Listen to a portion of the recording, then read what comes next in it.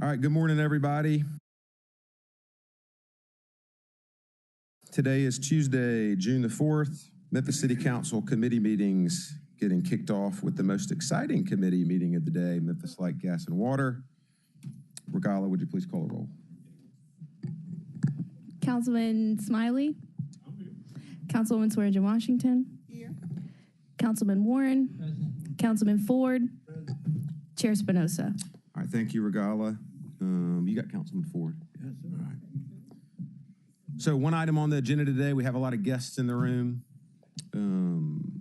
Read this for the record. Item number 1, discussion of the MLGW Board of Commissioners, all council districts requested by Councilwoman Swearingen Washington.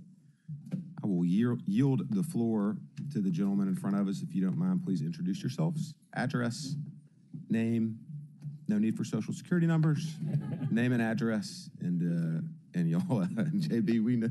Anyway, I'll leave that alone. Yeah, go ahead. Good morning to this esteemed body. My name is Carl Person, 99 Front Street, Unit 608, Memphis, Tennessee, 38103, and I am a commissioner from MLGW. Let me also say good morning. My name is Leon Dixon. My address is 6841 Fox Edge Drive, 38141. I also chair MLGW Board of Commissioners.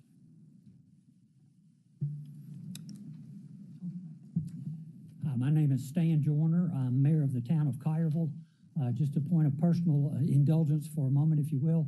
But I am enjoying my 25th year on the Board of Mayor and Aldermen with the town of Collierville and my 16th year as the mayor of Collierville. So I look forward to speaking with you guys this morning and know a lot of the history. And so with that, I'll turn it over. Good morning, all. Mike Palazzolo, Mayor, City of Germantown, 1930 South Germantown Road, Germantown, Tennessee, 38138. We're also joined by Mayor David Parsons, who's behind me from the City of Bartlett as well. Thank you, Mr. Chairman. Thank you, mayors, for being here. Thanks to all of you for being here, and thanks to all of you for your hard work that you've done for our entire community. I grew up in Bartlett. Nice to see you, Mayor. But good to see everyone. So I will, again, yield the floor to y'all. I know we have a presentation. Yeah. Well, again, good morning. Not really an official presentation with slides, but we would just like to review why we're here today in the process and how it took place. Again, my name is Carl Person. I'm a commissioner for MLGW. I was the commissioner who made the motion that you're about to hear about. Just a little bit of background. The board unanimously back in April 17, 2024, made a resolution to increase the voting members for Memphis Light, Gas, and Water from 5 to 7, with 2 of those members residing outside the city limit. The current board composition is 5 members. They're all appointed by the city mayor and approved by this council. It is a requirement that you live within the city limits. In 2017, 2 advisory non-voting members were added who reside outside the city limit. So what is being proposed to you, and what have you guys heard? I think the last time, unfortunately, I was not here, but here's what is being proposed to this committee. The MLGW board is suggesting that the Memphis City Council pass a referendum ordinance allowing an item to be placed on the November 5th, 2024 ballot to amend the charter to be voted on by the residents of the great city of Memphis. To change the board from 5 to 7 voting members, of which 2 will reside outside of the city limit. All of the board members, again, will be appointed by the mayor and will be approved by this body, which is the city council. But the mayor will consider the recommendation of the other suburban mayors for those 2 voting members to be appointed. Now, again, I want to stress and highlight no other changes will be proposed. No change to the authority of the board, no change to the authority of city council. It would just be added 2 voting members. So why is this being proposed? A request, and you'll hear from the suburban mayors, a request from the suburban mayors for representation and a voice on those customers and ratepayers who are impacted by decisions made by the MLGW board and city council. very similar to Memphis, has a request for a voice to represent Memphis and Shelby County on the TVA board. As you know, MLGW represents about 10% of the total TVA revenue. So we, and I think if not mistaken, a former city council person now represents Memphis and Shelby County on the TVA board. Customers outside the Memphis represent about 30% of the MLGW base, and that is the reason why we're making the proposal. Just a little bit of history. This is a really good stat and facts. In 1940, I'm going way back to probably when you were born, in 1940, the Shelby County population was about 350,000 people. The city of Memphis population was 292,000. So the percent of MLGW customer base was 82%. The percent of MLGW base was 18%. Fast forward to 2020, the Memphis Shelby County population was 929,000 people, and unincorporated is now 296,000, so roughly 32%. Again, the reason why it was brought forward, the reason why the board voted on it, is because we want those people living outside of the city limits not only to have a voice at the board meeting, but also have a vote. We have two active non-voting members right now, and I can say if you've been to our meetings or if you have listened to our meeting and read the minutes, they bring valuable expertise to the MLGW board, and they also represent everybody. They don't vote for just, a municipality. They vote for everybody who is outside of that limit.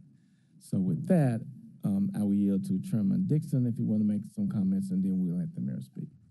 Let me say good morning again, and just a few comments. I don't want to be redundant and repeat everything that you've already heard, but when Commissioner Pearson fast-forwarded, he actually went 74 years from the time that MLGW initially went to 5 board members.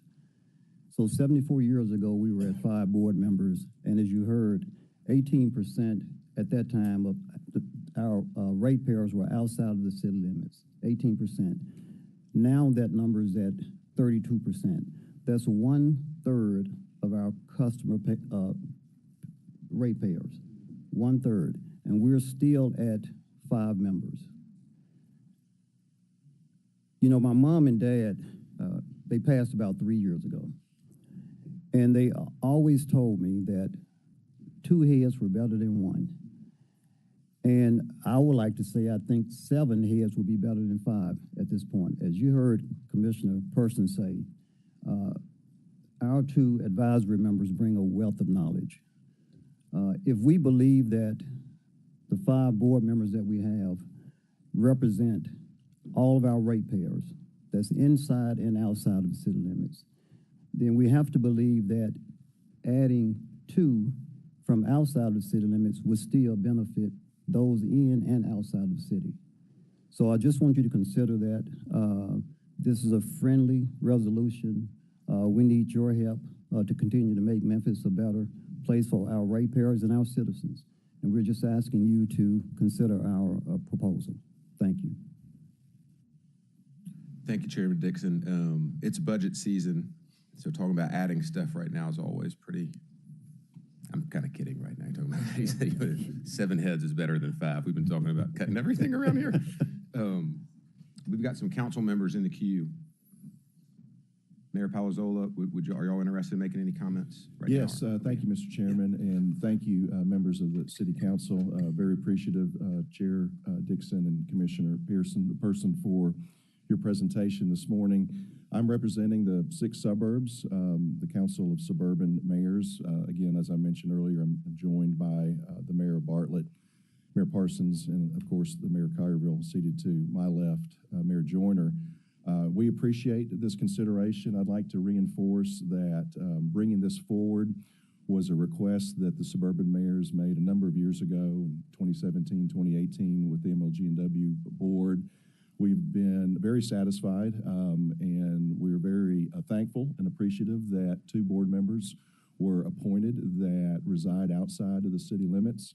We believe the natural progression would be for those two members to enjoy full exercise of full voting rights. With that goes a lot of responsibility and accountability to be able to do so, and it makes those members truly a member of the board.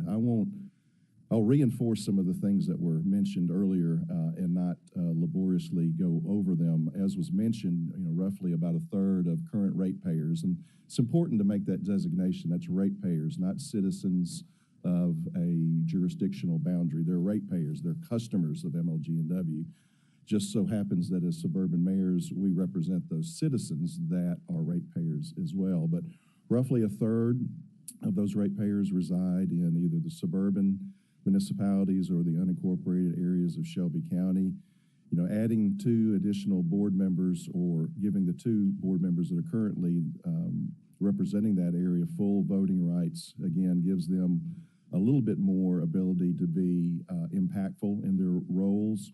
We believe that it is somewhat fair and equitable for those ratepayers to have that ability to have a voting member on the board. In addition, I think the proposal would make no changes to the current ability to appoint those Board of Commissioner members for MLGW. Currently, they're nominated by the Memphis mayor. The process includes, vetting, due diligence, hearings, and ratifications by this body.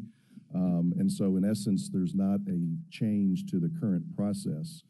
The appointment of these two full voting right members would, they would undergo the rigorous checks and balances that are currently in place by this body. And again, they would be nominated and then vetted by this body.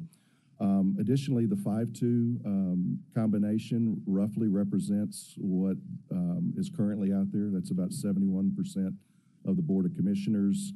Right now it is, as I mentioned earlier, it's 32% or so of suburban and unincorporated versus 68% in the city of Memphis boundaries.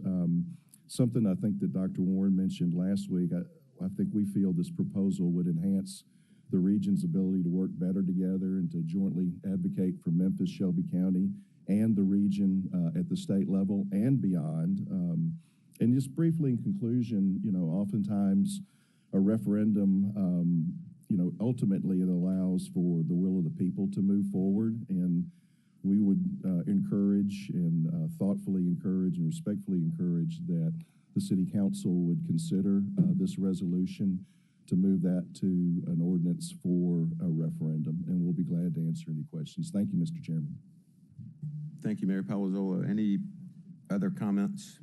And again, thank you all for being here today. So let the record show Councilwoman Green, Councilwoman Walker, and Councilwoman White are with us. And Dr. Warren's in the queue. Any other council members, just let us know. Dr. Warren, the floor is yours, and we've got Councilwoman. Thank you, Mr. Walker. Chair. And thank everyone for coming down today. I appreciate y'all being here. There are a number of boards that are very important for our city.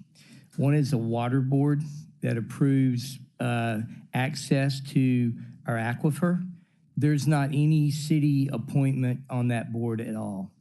Everyone who's appointed to that board is appointed by the county and the county commission. We also have our health department, which is the health department for the Shelby County, but we have no say in how that's run. We don't have a representative on there. I think that's not good because we're not represented. When we had the COVID crisis, we had a very difficult time being able to get any leverage with the health department because we didn't have anything to do with them. So as we move this forward, I would appreciate, y'all thinking about how you can help us get representation there. Because I think that's just as important as us allowing the citizens to say, we want to have representation from all of the ratepayers. So y'all can be very effective as we're, requesting those things, because when we tried to see what we could do to affect, the water board as it came to pipelines coming through our city, there was nothing we could do, and we weren't involved in the appointments. So I think that's something that we're going to be looking at, and we'll be bringing it to you guys for support.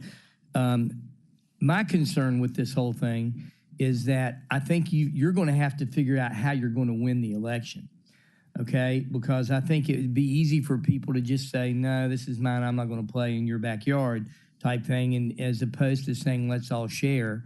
I think allowing the citizens to vote for it makes sense. And I think the fact that we're still, via the mechanism we have in place, Memphis, excuse me, I have hearing aids now, and occasionally my voicemail will talk to me. So in the middle of a sentence, if I seem like I'm confused, that's what it was. But or maybe less. But so I think as we move this forward, what we're going to have to do is make sure that we get it passed and, allow the citizens to vote on it. But it's going to have to be a cogent thing. And as it is now, what will happen is our mayor will still nominate. This council will still approve. Our mayor will consult all the county mayors and ask them who their recommendations are and choose from those, or put his own in if he so chooses, correct? So 10 years from now, will we be sitting here again with the county mayors coming saying, we don't want the city mayor anymore nominating, and we want to be able to nominate our own? What will stop that from happening? Because that would be the thing that I think people would not want to see. So thoughts on that, Mayor Palzola?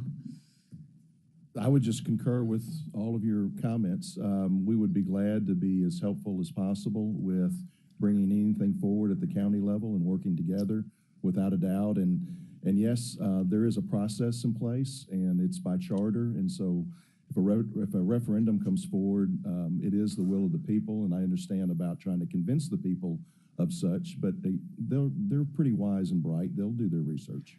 I think that's true. And, I do think that this is a good thing. I don't think it's a bad thing.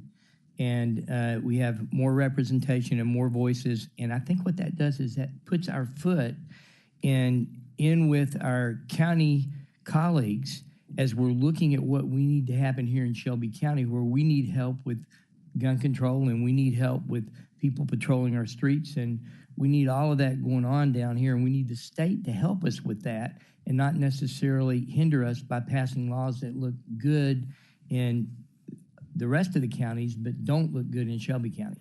So they singled us out in the past for other things they wanted to do, such as charter schools and things like that. Maybe they can single us out to allow us to have some sort of gun reform and gun legislation that makes sense for Shelby County. And I hope you guys can help us.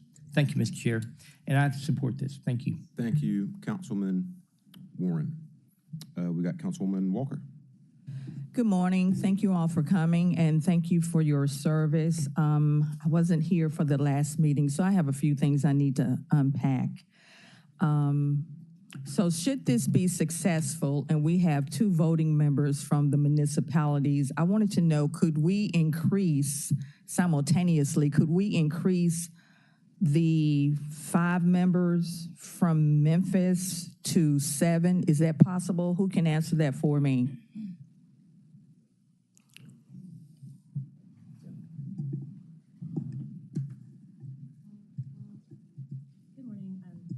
Good morning, Jennifer Sank, General Counsel for MLGW. So Councilwoman, that would have to be done through a charter amendment. And because the charter is where we are deriving the 5-member makeup. And so just like any other change to the composition of the board, it would be through a charter amendment. So that would have, if that took place, that would have to take place prior to and not simultaneously being a part of the same referendum. It doesn't have to be, it could be a simultaneous. The question would be, would we have to divide it up or not? But it would basically be all, you could potentially build it all into one single ballot measure referendum ordinance. Okay, thank you. My next question, how does this, if the 2 municipalities become, the board members from the 2 municipalities, should they become voting members, how does this benefit the ratepayers of the city of Memphis?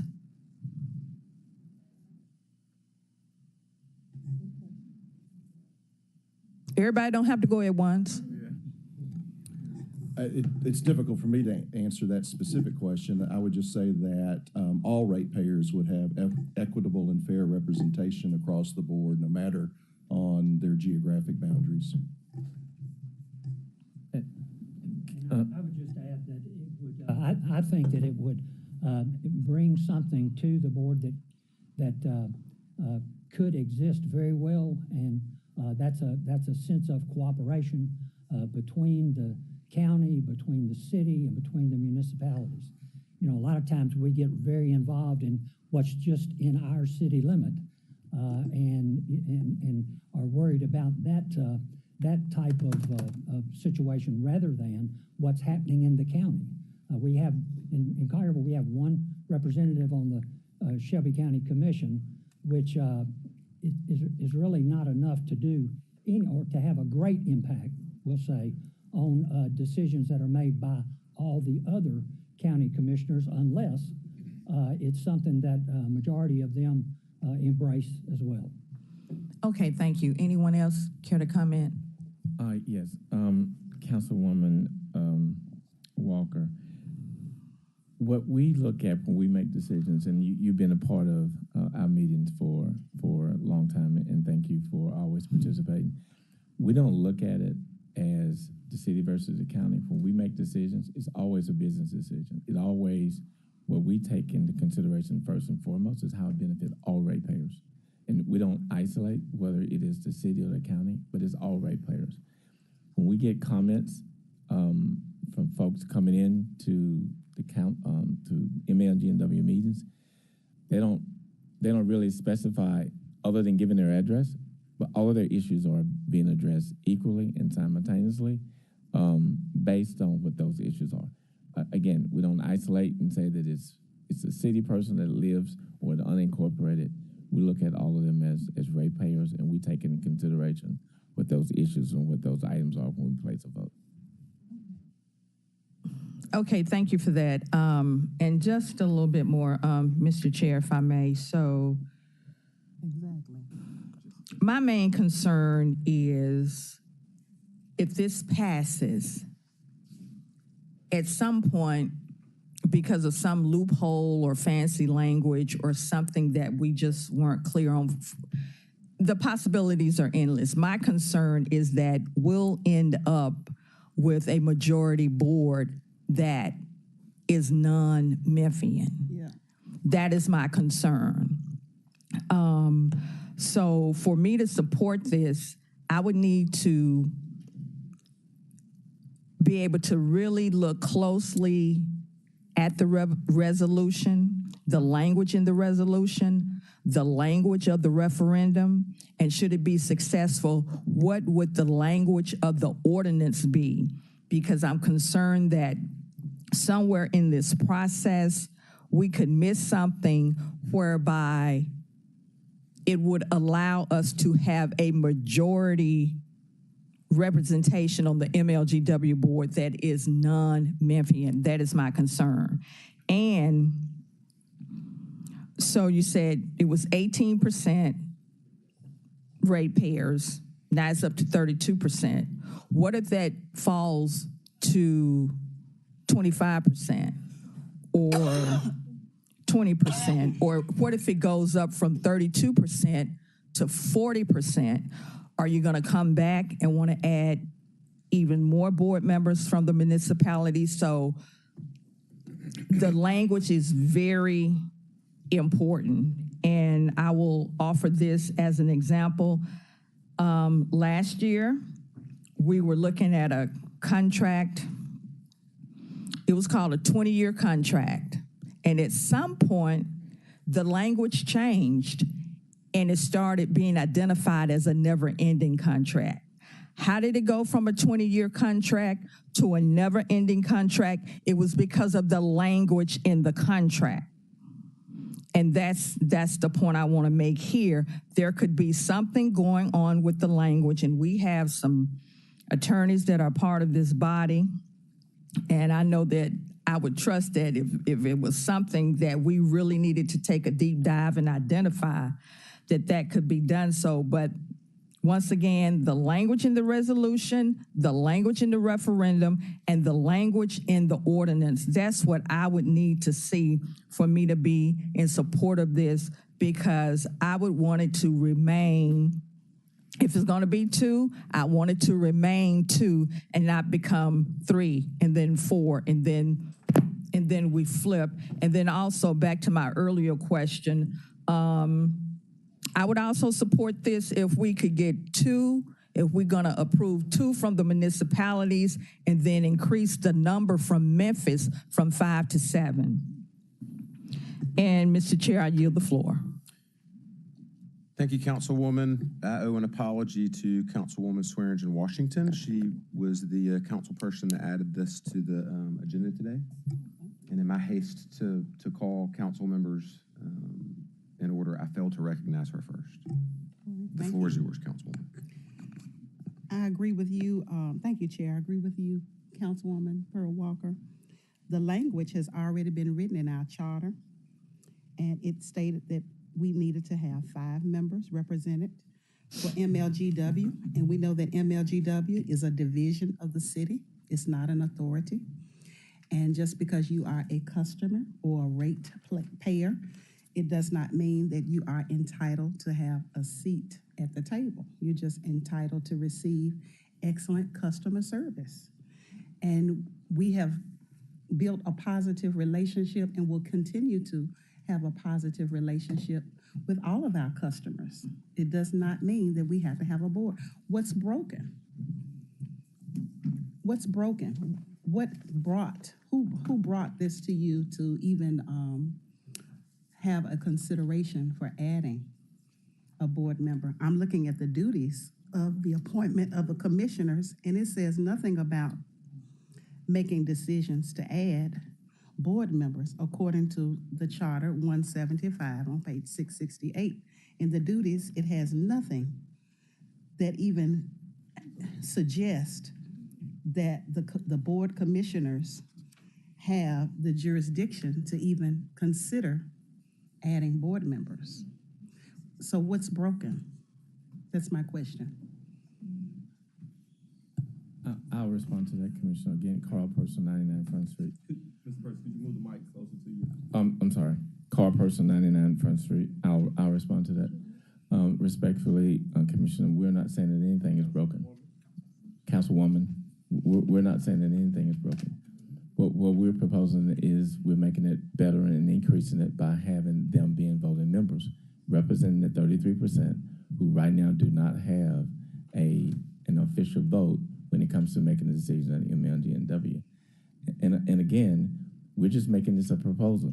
The ultimate decision lies within this council. We can't force that. We're just making a recommendation. Thank you. There has to be a compelling reason to change a charter or a constitution.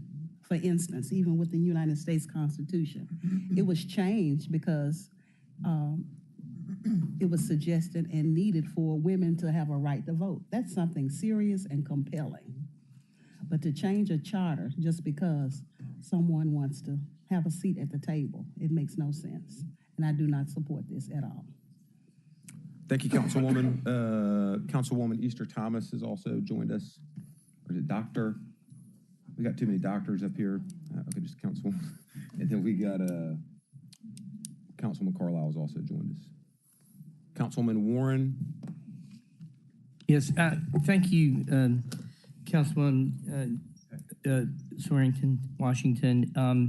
I understand, and I'm hearing what you're saying about a compelling reason. And, you know, I think a lot of this is, you know, it's a taxation without representation sort of thought process for people who are out there.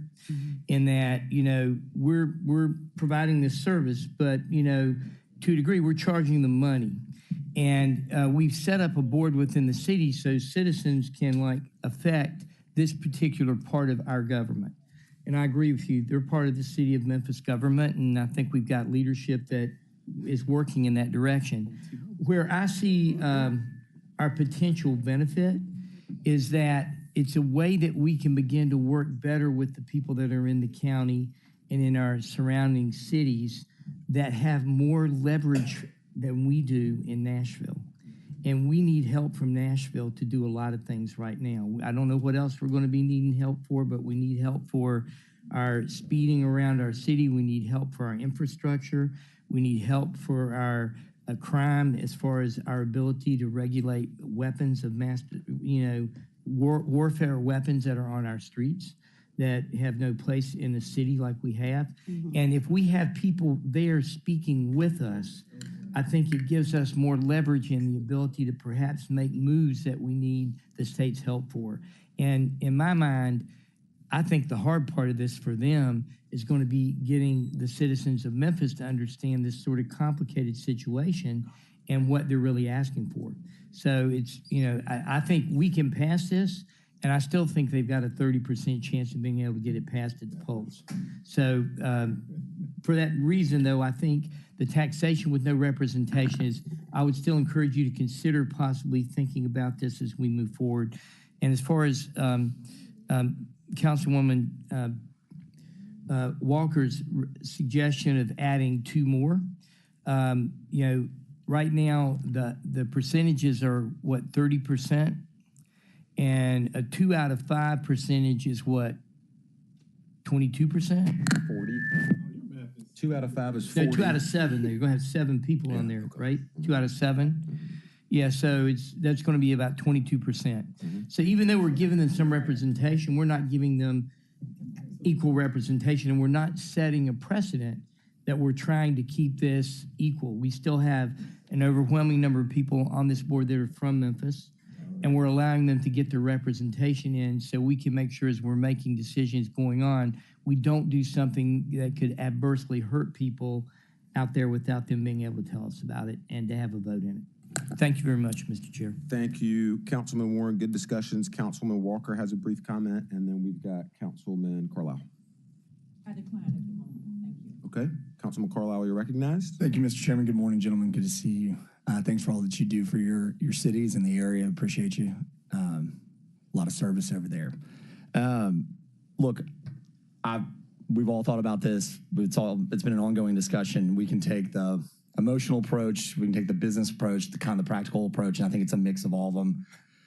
Ultimately, I think you let the people speak on it, and if they want it. From a practical approach, if you want to take the private equity deal, the reality is, yes, Memphis put in the equity, Memphis developed it, Memphis took the debt out on it, but you also have a significant amount of your customer base that is out in the county that you could say, well, they're still a customer, and private entities don't have customers represented on boards necessarily, but it's uniquely different in this scenario. Mayor Palazzolo knows my deep-held convictions on consolidating governments in order to streamline these things, in order to write into a new charter how that representation would work. But ultimately, here's the deal as far as I see it. I see it very simply. To Councilman Warren's point, you have a very influential group of mayors in the municipal suburbs at the state level. You have a growing unincorporated Shelby County and municipal suburban areas. Mayor Palazzolo actually has a very tough job in the sense that he is landlocked trying to deal with smart growth in an area that's seeing a lot of it. And that's hurtful as Memphis, but we're still in the same region. We're still in the same connected economies. People still go out there to shop. People still come in here to eat at restaurants. It's important. So, but anyway, just to make this point, 2 seats out of a 5-person board is de minimis. It's not like they're getting majority control. There's no hostile takeover. And for those 2 board seats, the county and the municipal suburban mayors and their governments and their constituents feel like they have at least a voice or an opportunity to be represented. And I think that is nothing but a benefit, and specifically to have people like Mr. Llewellyn and others that have all of these years of experience and understand the pulse of what's going on out there. I think it's nothing but accretive to bring that kind of expertise into the board. And at the very least, maybe I'm wrong in my opinion and the voters disagree, but this seems like a non-issue to me, although I recognize that people have very deep-held convictions about us versus them. And in the reality, until the region and the area starts figuring out how to do it together, and that goes both ways. It's got to be bilateral. It's got to go both ways. It's got to go both ways. Well, I know my colleague very well, and the reality is it's got to go both ways. But we've got to figure out how to continue to work together because we are interconnected. I mean, it's just the reality. Our MAS is 9 counties. We sit on 3 state borders. So you have to take a global look, as painful as that is at sometimes, or you feel like you're losing in the race. We still have to have good partners, and I think this is an opportunity to have good partnership. So ultimately, the voters are going to speak if you guys allow them to, and we'll see what happens. But thank you, Mr. Chairman. All right, thank you, Councilman. We've got Councilwoman Walker, and then Councilman Ford, and then Councilwoman Easter Thomas will wrap it up. Okay, I have a question. So if this moves forward to a referendum, what is the plan to get the voting ratepayers on board with this to vote for it? What is your pitch? How are you going to convince people that this is in the ratepayers of Memphis? How are you going to convince them that this is in their best interest? How are you going to convince them to vote for this?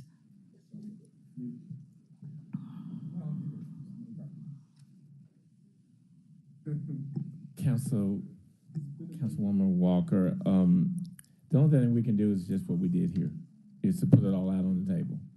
This is the reason why we're doing it. This is the reason, the other 33% are not represented. And just stay with the facts. That's it. I mean, I wrote an op-ed about it. It is basically the same thing.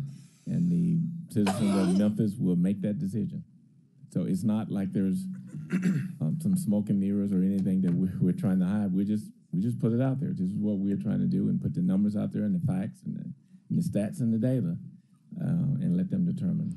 So you won't be lobbying or campaigning or putting out any messaging, trying to get people to support this? I'm going to let Phil.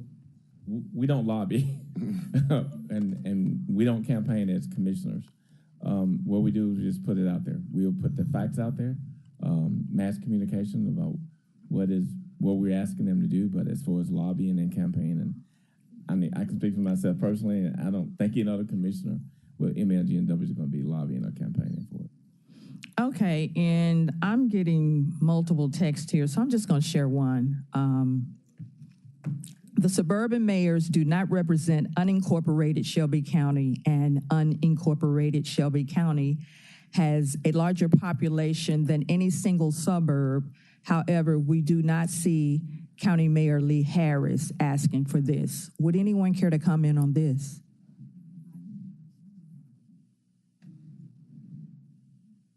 Does Mayor Harris, Mayor Young support this? Just curious. I mean, yeah. We haven't had conversations at that level. Yeah, they're both certainly aware of it, but Just curious. We didn't ask for their opinion or support on it, but they are aware of it. So added to a referendum, and if it passes, 2 new seats. The process still the same, nominated by the mayor of Memphis to come before this body for approval. That is correct. Okay. You're good, Councilwoman. Yes, if no one else wants to comment as to why Mayor Harris isn't asking for this. Because unincorporated Shelby County has a larger population than any of the single suburbs. Exactly. We could ask Mayor Harris. We'll find out. Mr. Chairman, just a point of clarification now. The residents of all the municipalities won't be voting on this referendum. Correct. It will be a City of Memphis referendum? Yep. Is that correct? Yep. So as far as influencing, what we're looking for, Could you move what the I'm mic looking just a little bit? for my citizens, Mayor, could you move the mic? There we go. what I'm looking for our citizens, when they ask me why we don't have representation, I can say to them, we have made a gallant effort to get that representation, but the voters of the city of Memphis turned it down. Thank you for End of clarifying story. that. Yeah, thank you for clarifying that. All right, we've got Councilman Ford and then Councilwoman Easter Thomas, and we'll wrap it up. I'm gonna pass. I don't think y'all want to hear what I have to say. Gotcha, Councilman Ford. Thank you, sir. Councilwoman Easter Thomas.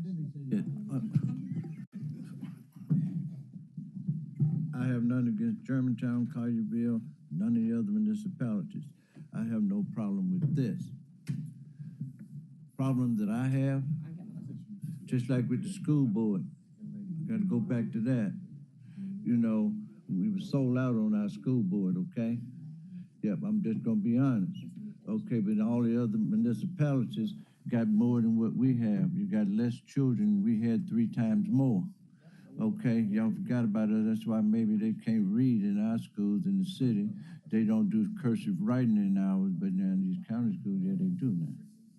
Okay, I got an issue with that. So if they were on the board, if y'all got to become neighbors, be part of us, you know, represent us. And like Councilwoman Walker said, where's our county mayor? Okay, he should have been here this morning also with us, okay? He's not. Y'all are mayors. Where's our county mayor? Which the county mayor represents us all right now, okay? That's the issues that I have. And then my man right there was talking about consolidation. Let me tell y'all a little bit about consolidation, which would be good. But if you consolidate, why consolidate and you still want to do what you want to do and not as a whole body like Davidson County? You know, they consolidated, but we still are separated.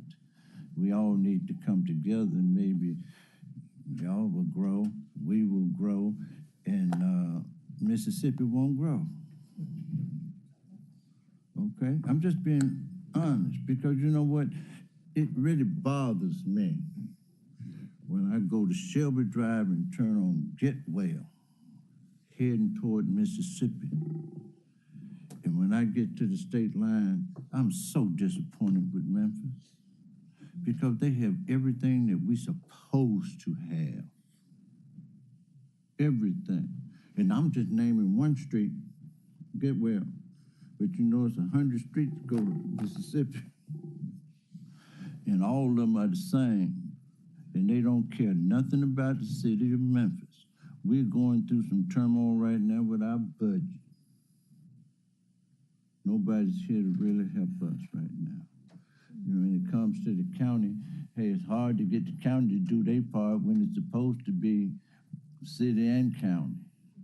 But you know, with Germantown, Collierville, you know, y'all get a little bit better things than what we get. And that's kind of troubling, you know? But we all must work together. I have no problem with none of y'all, okay? But we need to work together because we are Memphis, Shelby County, and not Mississippi, not over there in West Memphis, Arkansas. Okay? And let me give y'all a good typical example. You got Tunica getting ready to put all of this, what is it, water park, everything else. And everybody talk about our mud island. Hell, it should be over there. Everything that we supposed to have, we give it to somebody else. Okay? It's time not to do all of those different things, okay? And we in Memphis, and you know, this part of the west part, you know, they treat us a little different from Easterns, you know, the rest of it. So, hey, that's why we got to work a little bit more harder together. Okay? I'm going to be quiet, but because I can really just tell the story because I'm an old man. I love it. Thank you, Councilman. Okay, in history. Okay? Love it. Yeah, but it's just the truth. Okay? You know, Atlanta, Georgia was a hick town. Worse off than Memphis. Everybody decided, said, what's the problem? Yeah, we need to get together. Black folks got together with white folks and everybody else. And look at it. It's growing every day. We are apart. Okay? But once we get together, all of us can do so many wonderful things. But it's going to take us all. I'm through. Thank you, Councilman. Councilwoman Easter Thomas. And we'll wrap it up. Thank you, Chair. I have a question. Has President McGowan been asked anything? President McGowan? Council, or you're asking me? Whoever. President McGowan has not made a comment today, and no. Okay. President McGowan, can you give us your opinion on this?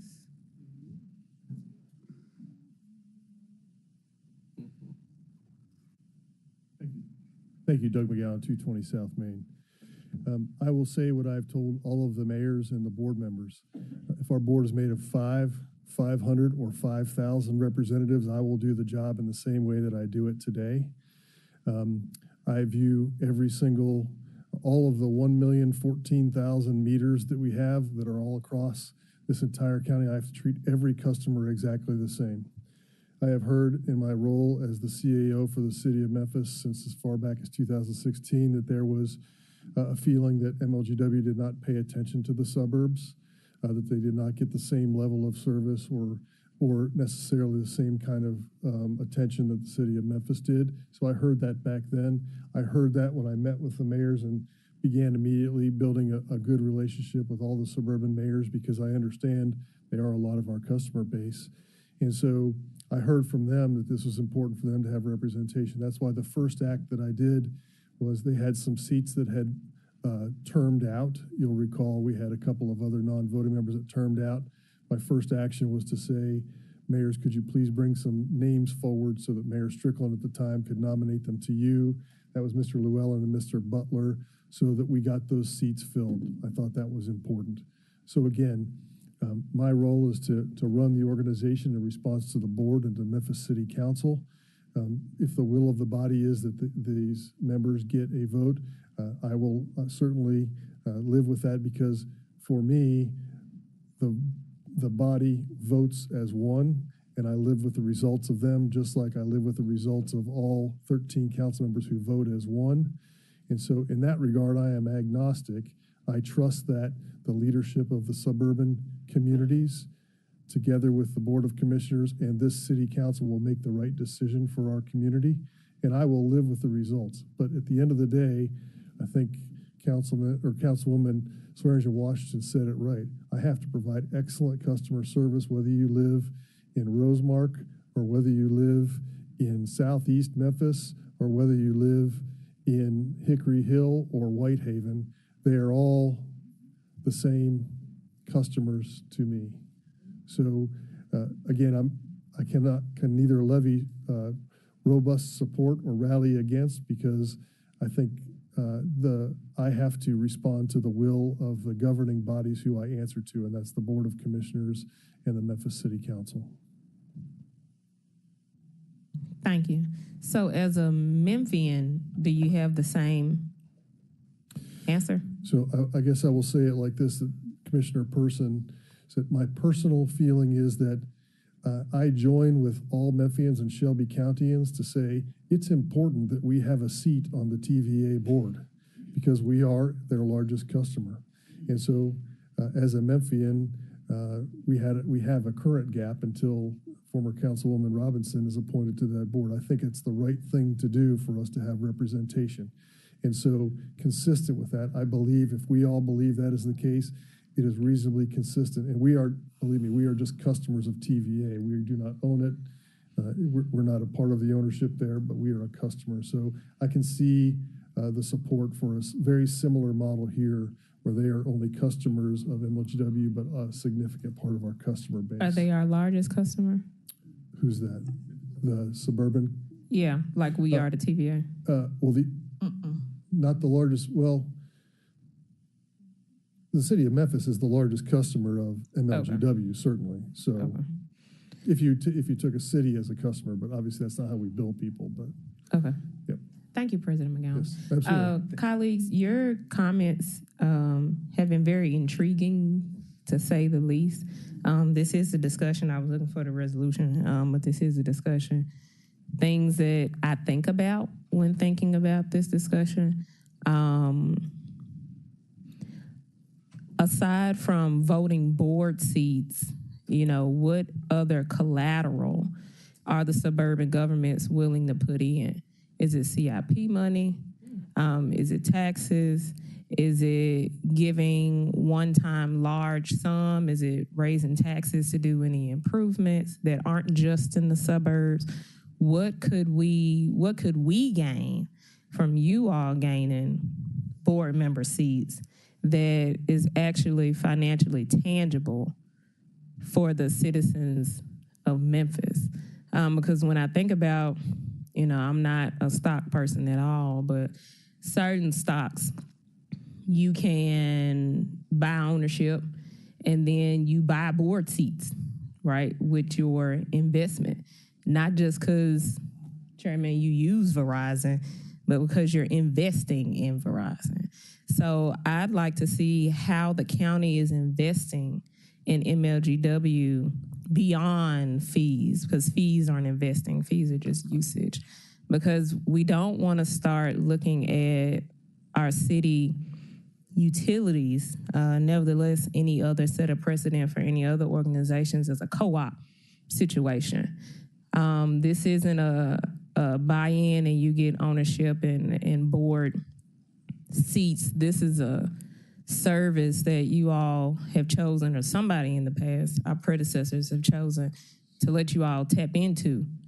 And that, I feel, is the biggest benefit that you all have, as well as us on the Memphis City Council also looking out for your best interests, because we're looking out for our best interests. And as Councilwoman Swearingen Washington said, being able to provide excellent customer service doesn't just stop in Memphis.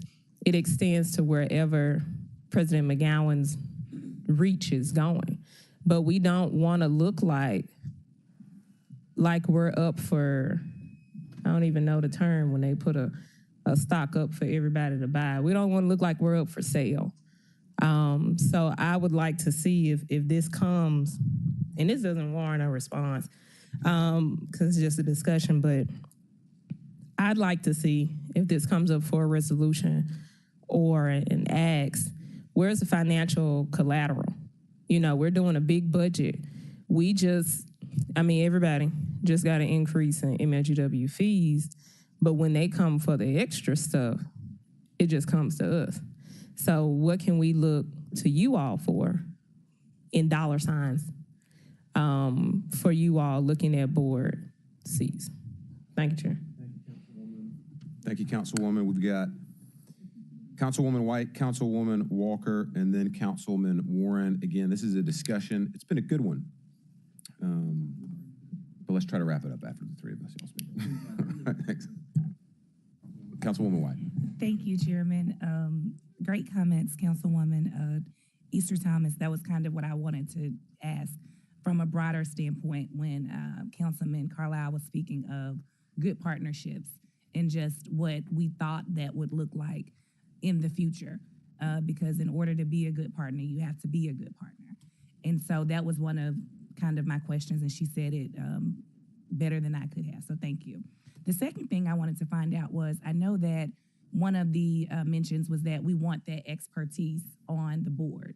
But from my understanding, there are two members, like two advisory members right now.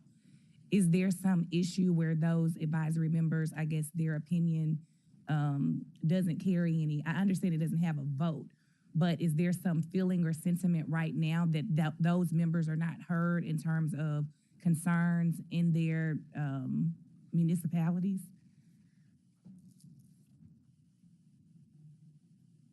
Councilwoman White, as we mentioned earlier, these two additional advisory members bring a great wealth of knowledge to the board.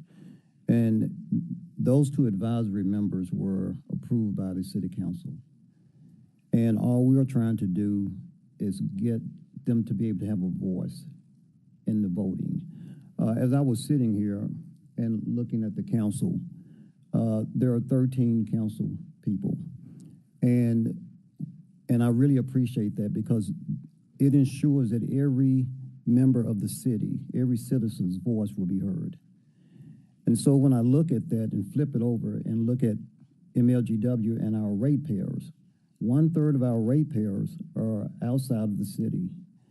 And as I mentioned earlier in my opening statement, we went from 3 to 5 members on the board 74 years ago. Here we are 74 years later, and the ratepayers on the outside of the city has increased to 1/3 of our ratepayers. I think that when City Council approved those two advisory members, I believe that you saw some value in adding those two members. And so all we're wanting to do at this point is take it one step further, and we need your help to do that, to give those ratepayers outside of the city of Memphis a voice, and to be able to, and not just have them as on the board and share their information, but they can't vote. And I'm sure all of us, at some point, we've been in situations where we could talk, but we didn't have a vote. We didn't have a vote, and we know what that felt like. And so I kind of look at it from that standpoint. Just if they're a part of our board, we're just asking for your approval to allow them to have a vote. This is just a friendly request, nothing more. Thank you. All right, thank you, Councilwoman. We've got Councilwoman Walker and then Councilman Moore. Yes, thank you, Mr. Chair. So one more point about the language, as the point has continued to be made about having representation based on the 32%. These are not taxes. It's the point, as the point continues to be made, it comes across as being analogous to taxation without representation, but these are not taxes. These are fees, these are rates. And I just wanted to make that clear. Thank you, Councilwoman. Councilman Warren, and then we'll end it. Thank you, sir. They're definitely not taxes, Councilwoman Walker, but they are fees. And I think President McGowan's comment about how important it is for us to get Patrice Robinson on the TVA board is a very similar analogy. So that's an analogy. Those aren't taxes, those are fees. We pay those fees. And for years, we've had no representation from West Tennessee, and we've been the largest customer for TVA. And finally, through Congressman Cohen and other people's help, we've been able to get Patrice nominated, and hopefully she's going to be confirmed, and we'll have representation from our area here. So I think that's all this is. I think your comment early on is, I want to see the details. Okay, I want to see what it looks like. It's very, very interesting. And I think we all have to see that as we look at it, and let us read that. And then we'll be able to give feedback and make it to where I think it's the way we think it should be to go forward. But what I'd like to do is we're getting ready to head into the next year political season. Instead of us having our group going up and lobbying up in Nashville, I would really like to see a group of all of us, you know, the mayors and the councils, have representation, and let's get together and come up with a common Shelby ask that we can ask for all of our communities in Nashville, where we can all get together and do that. Because I think sometimes we've had things and we've been at opposing ends when we really weren't, because we hadn't had time to talk. So as we move forward, let's look and see if we can, and I'd hope I can get y'all's commitment to be interested in doing that for this coming season. Thank you, Mr. Chair. Thank you, Councilman Warren. Councilman Smiley. I was gonna not say much today. I was listening. I heard some reasonable arguments, and I heard some not so good arguments. Just to be very candid about it, you know, I'm more inclined, you know, based on what I've heard today, just to be in alignment with Councilwoman Easter Thomas. I just get back to the principle: what's the benefit of the bargain? How do the people of Memphis benefit from this holistically? And then I will also, you know, Councilwoman Walker mentioned you have 3 lawyers on this body. I'd be more inclined to take a look at the particular language of what's presented to us. And I always remind this body what we do when we see a budget. We take it and make it our own. Like when we see any resolutions or ordinances, we take it and make it our own. Just because we're presenting something from the administration or President McGowan and his team and Attorney Sink, good to see you, by the way, doesn't mean that we have to accept it as is. We are free to make any amendment that we see deemed necessary, including adding stipulations to it, finding ways to actually add value. And if, you know, the other individuals who brought this before us are unwilling to accept any changes we make, then we can just withdraw it. You know, I'm always open as it relates to just hearing out what someone said. You know, my policy is I sit down and have a meeting with anyone at least one time. I'm open to hearing more, but right now, you know, I'm in total alignment with with Councilwoman Easter Thomas, just because we have to get back to our roles and our responsibilities as elected council members. You know, I represent half the city of Memphis. Spinoza represents 5, and I go down the line of the areas we represent. I think we always have to be mindful of where we represent and who we represent. So as we sit down and listen to our friends and our neighbors, and I had a conversation with the mayor of Bartlett and the mayor of Germantown, just briefly talked about, I went to Bolton High School. My mom, where my mom lives, lives in those areas. So I just think it's something to be mindful of. You know, we want to be and have good relationships with the mayors. That's great. We want to have good relationships with our friends and neighbors who live in those suburban communities, but we also have to be mindful of what our role is and what our responsibility is pursuant to the charter. So look forward to seeing what we get from Attorney Sink over there, and just be mindful, you know, what our duties and our roles and responsibilities is. But just remember our roles, responsibilities, and what's the benefit of the bargain here. So thank you all for coming, and I do appreciate you all coming down. We don't see you all too much down here. Don't let this be your last time, because I always go back to, you know, what happens in the city of Memphis affects each and every person who calls Shelby County home. Yeah, thank you, Chairman Smiley. We're all in this thing together for sure. Thank you to the mayors who came today. And thank you all for, like he said, just being here today, being part of we're all in this thing together. All right, so this Mr. Chairman, meeting. if I could just, Yes, your sir. Mayor indulgence, Powers, please. Yes, sir. I just really wanted to say thank you. We're very grateful for the opportunity to have this discussion today. The dialogue has been outstanding. There have been some great points made.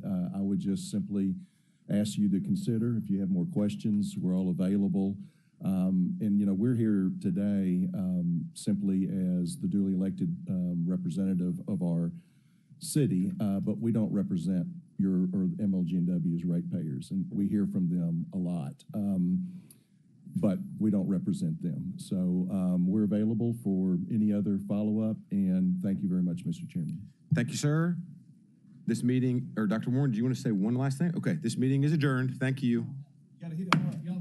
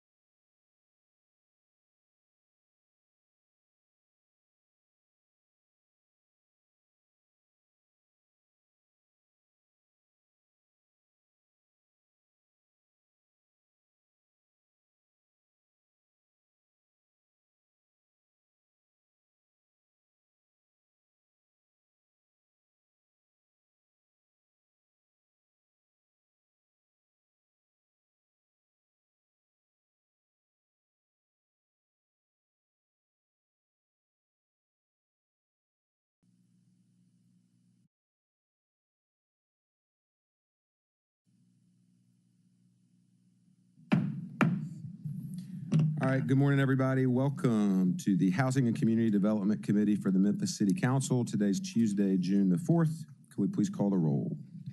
Councilwoman White? Dr. Warren? Councilwoman Swearingen Washington? Present. Councilman Carlisle? Councilman Ford? Councilwoman Green? Chair Spinoza? Here. All right, so we've got 5 items on the agenda today. Item number 1 is a resolution to approve a 30-year ground lease with 4 10-year renewal options for the construction and operation of a High Five Entertainment complex on a designated site within the District of Liberty Park with High Five Entertainment, LLC, impacting District 4, Super District 8, specifically sponsored by the administration. The floor is yours. Introduction, please. Name and address. Thank you, Chair. Ashley Cash, Director, Housing and Community Development, 170 North Main. Mary Claire Boris, HCD Administrator, Strategic Initiatives, 170 North Main. Thank you, ladies. And Chair, don't want to ask you to run the meeting a certain way, but the first 3 items are all part of Liberty Park. We have 1 presentation for those 3 items. And so can I go through? Without objection, go ahead, please. Go ahead and present all at the same time. All right, thank you. I just pulled this up. And we got a correction, too, on item number 3. I just want to read this for the record. A resolution to approve a 30-year ground lease with 4-year term renewal options for the construction operation of a hotel on a designated site within the District of Liberty Park with, strike that group, G2 Venture Group. That's actually a typo. The name of the group is Capstone and M&M, or an entity to be formed by said group for this project, impacting District 4 Super 8, sponsored by the administration. So again, strike G2 Venture Group. That was a typo. It's Capstone and M&M, or an entity to be formed by said group for this project. Okay, go ahead, Director. All right, thank you. So this is just a briefing. I will actually kick it to Mayor Claire. Mayor Claire has been working on this project for a while and can talk about the TDZ, if you don't mind, Mayor Claire. So just as a reminder to council, the Liberty Park, or formerly Mid-South Fairgrounds, Liberty Park Tourism Development Zone has a 2.97 square mile zone. As you can see, our little amoeba here on the map. And the idea is to try to carve into the tourism development zone all those areas where sales taxes are likely to be generated by visitors who come to these sports, in this case, sports attractions that were built with or improved with the tourism development zone capital funds. So as you can see, the little yellow, the red figure is the district, the yellow is, the red is Liberty Park itself, the yellow square there is the district itself, which is on the campus of Liberty Park. And then the zone includes areas like Union, Poplar Avenue, Crosstown, Broad Avenue Arts District, Cooper Young, and Union Square. All right, this is just a campus map to show you, just to orientate you. So the district, which is where we're talking about, we're contemplating these ground leases, is in the colorful square, sort of the northeast corner. The stadium is here in the center, the Coliseum right here, and then the Memphis Sports and Events Complex. So this is the area that we're talking about when we mention the Liberty Park area. The timeline, I'm not going to go through each date, but we have consistently had conversations with both the state and council to have approval decisions, to have dialogue around this project. We will continue to do that as approvals are required and as updates are requested, and as we feel like we can bring updates to y'all. But we've been at this for several years and getting the TDZ approved and then going through the other approval process, and this just shows where those approvals have happened. Similarly, back in 2019, we started this process. This site and several others were a part of HCD's private development opportunity release. We had 8 sites in the city that we put out for development. This was one of the sites where we went through an RFQ process. We saw who was engaged, who was interested in developing on the various sites, and then this just talks about that selection process. So we released the RFQ in 2019 of April. We selected ESM, which is currently operating the Memphis Sports and Events Complex. And then in the 2020, we selected and engaged the Capstone Development Team, and that sort of shows you how the rest of that calendar went. Okay, and then another calendar. So this one is specific to the master development. I'm happy to respond to any questions on the parts of this timeline. But once again, we just wanted to be able to share that we have gone through a process for selection. We've had iterations and discussion and dialogue with council. And so now we're here at 2024, where we're bringing you all 3 leases for your consideration for that Liberty Park area, with the city acting as master developer, and we have component developers. I just wanted to point out that this whole selection process did involve 2 public RFPs. Thank you. Yes. I have to dig them out. We'll get them, because it's the ESM and the development side. Yes. All right. So who are our developers in this case? We have 2 developers. One team is here, and if they want to introduce themselves, they can do that. We've got, if chair will allow.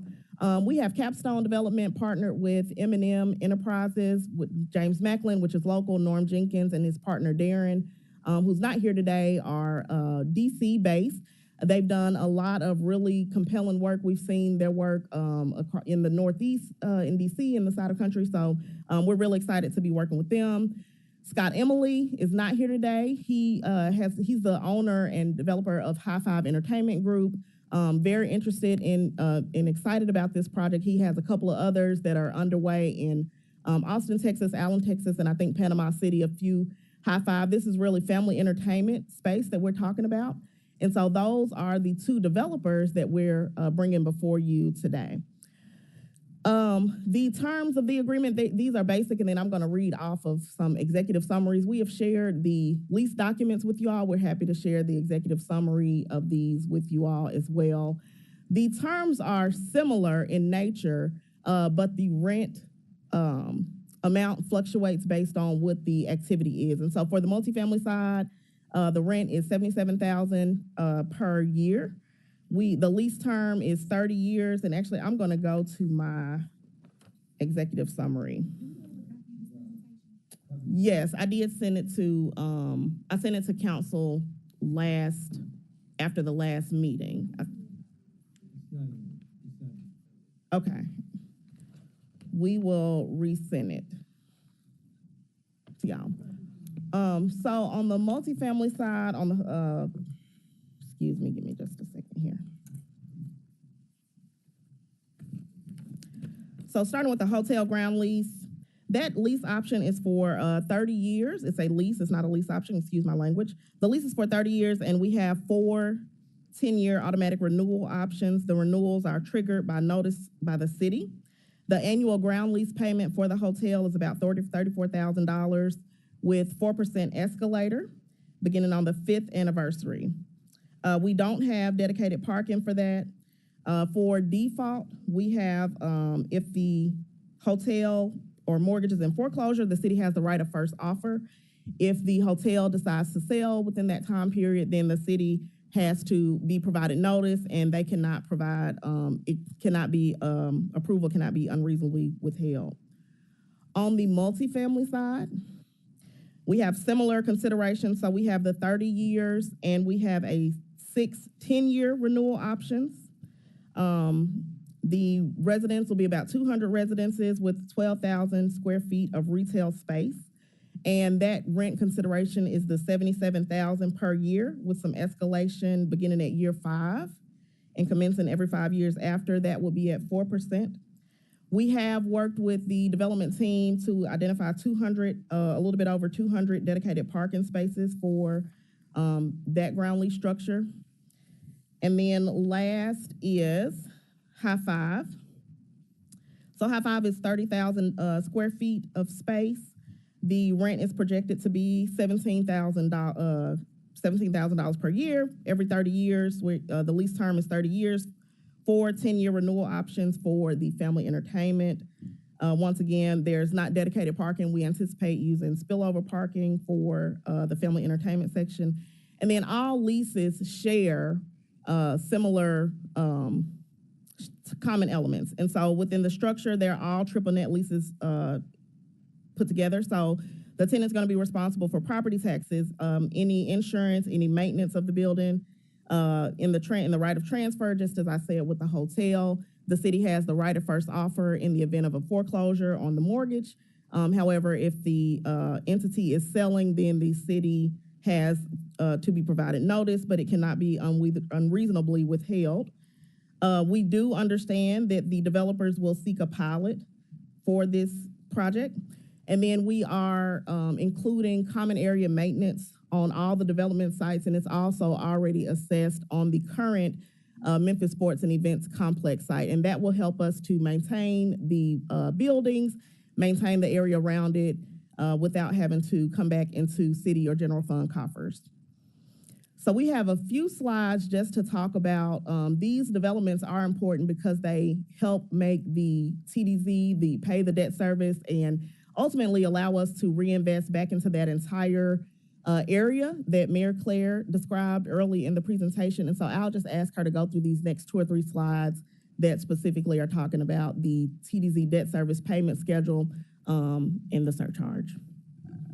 So I think the first thing to remember is that this parcel has developed in a very typical way for sports tourism. You got to build the sports entity first, and then the retail and the commercial and everything follows thereafter it. So that's why when we were originally creating the Tourism Development Zone bond package, we set it up that the first several years, we went ahead and capitalized the interest, right? So we knew it was going to take time for these buildings to get done and start to bring in sales tax revenue that we could then use to start paying down the bonds. So that's why we're still okay. But time's moving on, and it's time for us to get some sales tax revenue coming in. And just as a reminder to everyone, the way tourism development zones works, similar to a TIF with property tax, it's the increment is what we can tap. So all of the wonderful businesses that are in Overton Square, Cooper Young, all those places that I love to go eat all the time, they're great, they're wonderful, we love them, but the sales tax revenue they generate keeps going to where it has always gone. It does not come to us to pay down the Liberty, with the if they're doing, just to correct council, if they are doing the exact same level of business that they've always done, then that is captured in the baseline. If they are getting new business because of the sports tourism revenue, then yes, that is included in the increment. But obviously, a couple more people eating at one restaurant is not at the same scale of a whole new restaurant. All this to say, going on forward annually, we have about $3.6 million of debt service that has to be paid annually. And we are anticipating that the hotel would open sometime during 2026. This particular repayment schedule also assumes that there is some redevelopment at the old Union Avenue Police Station that also contributes sales taxes. Because again, this is zone, not just Liberty Park. But it's primarily, the increment is primarily driven by new businesses. So we've got program in here, the revenue obviously sales tax revenue from multifamily is very limited because it's really just those residents going out to eat themselves, whereas the sales tax revenue generated by the hotel and High Five is much greater. But all this said, if we can get these developments done and turning positive in terms of their sales, then we believe that not only will we have enough to pay our debt service without having to come back to general fund or anything like that, we will also begin to have excess eventually over the several years. And that will allow us, again, to continue to invest in the Liberty Park campus and in other projects within the zone that are within what was approved within the TDZ application as originally approved by the state, so that we can continue to improve the area, all again without having to touch general fund. I think I've got 2 more slides. Okay. Chair. This is just the TDZ repayment schedule. If you look at the color bar, it tells you over the years how we anticipate those funds coming back to repay the TDZ and then even be excess revenue those purple years, the last year, 2028 and through 30. And then this slide just talks a little bit about the public and private investment. And so, this site sat vacant for several years with no activity. The city had for several years done a lot of public engagement to identify some ways to reignite the area. We started that with the MSEC, and then we are following that up with the private development. But this talks about the public investment specifically on the private development site. And so we've invested around $13 million. The phase 1 ground leases, which we are bringing for y'all's approval in consideration today, is we'll repay about half of that, 7.4. We anticipate the second phase paying the second phase of the work done. And then the little chart to the right shows the investment, the private investment by our developers. And then the little box on the bottom talks about the infrastructure that has been provided for the city. So some of that infrastructure we would have done anyways with new roads, but some of the infrastructure, the behind the curb, is what we are prepaying to make this development happen. And then once again, we receive sales tax revenue, annual rent, CAM fees, and jobs. I think my last slide actually is not one that I'm gonna go into. And so with that, I just want to say we appreciate y'all's consideration. I think this is a pivotal moment for the project. A lot of times, and we have seen this, a lot of times we see the blight, the abandonment of an area, and then somebody shows up, 15, 30 years later, and it's a beautiful space, and we or our families and friends get to enjoy that. And so today, we're in that middle space to make the decision on making it happen. And so we appreciate y'all's consideration. Are open to any questions. Chair, do you mind if I allow the development team to introduce themselves? You know what? I don't want to jump ahead too much. Real quick. You're talking about James. Good to see you, James. And Norm. And Norm. Good to see you too. Yes. Good to meet you. I'm going to make a humble recommendation, and then this body can decide. But we've got Councilman Carlisle's asked for copies of the RFPs. We don't have copies of the presentation. It's budget season, and we got to get this right. I mean, I think everybody's on board to get this right. My humble suggestion, and these are resolutions. I'm going to suggest that we move this out at least to the next council meeting, just so we can get through budget season. Perhaps even move it out to July. First meeting in July, if we wrap up the budget in June. But I also want to recommend that y'all have individual meetings with council members on this, because we do need to get this right. These are 30-year ground leases. It's a huge deal, and we all want to get it right. But humble suggestion, and we'll need motions and seconds, and if anybody wants to talk. Moved. All right. And there are council members in the queue, so I'm not trying to silence any voices, but at the same time, if we could have a conversation today, but I just don't think we should vote on it, my humble opinion. All right. Well, if you got a point of order or clarification, what was your? All right, Jamie said you just want to talk. All right, so first up in the queue, Councilman Warren. Thank you, Mr. Chair. This is a 30-year lease with 4. Are those automatic 10-year leases, or does the city have a chance to do something about it? The city has a chance, but the developer will need to provide notice 180 days. So the city has a chance to act and say we don't want to renew that lease at that time. So essentially it's a 30-year lease, and then we have the option for the next 40. Okay. Okay. We got it. Yes, you do. Okay, we'll let you bring There that was up. a suggestion from Councilman Carlisle that Councilman Warren read the lease. That's what. And I'm going to say that probably wouldn't really help because I'm not that good at that, but I'm really interested for Councilman Carlisle to read the release and talk to me about it. The other thing is, as we're looking at this, you still have all your people that are on Cooper Young. How are they as far as the high five development? And where are you with that? Yeah, thank you, Councilman. So we have had the opportunity to have a good conversation. There was a business meeting with some people. I think it was internal and closed. And we got an opportunity to talk with one of the representatives that attended that meeting. We've talked about some opportunity. We think the awesome stuff that we're doing in Liberty Park is fantastic, but we also recognize the hard work of Cooper Young, Overton Park, and others that have been in that area for years. So we've talked about a shuttle as these developments come online, having a shuttle service to bring people, to take people off Liberty Park to visit the other surrounding locales that have more localized entertainment and food and beverage, but also to bring people onto Liberty Park who may want to come on the campus and do something, have ice cream or something like that. So we've had that conversation.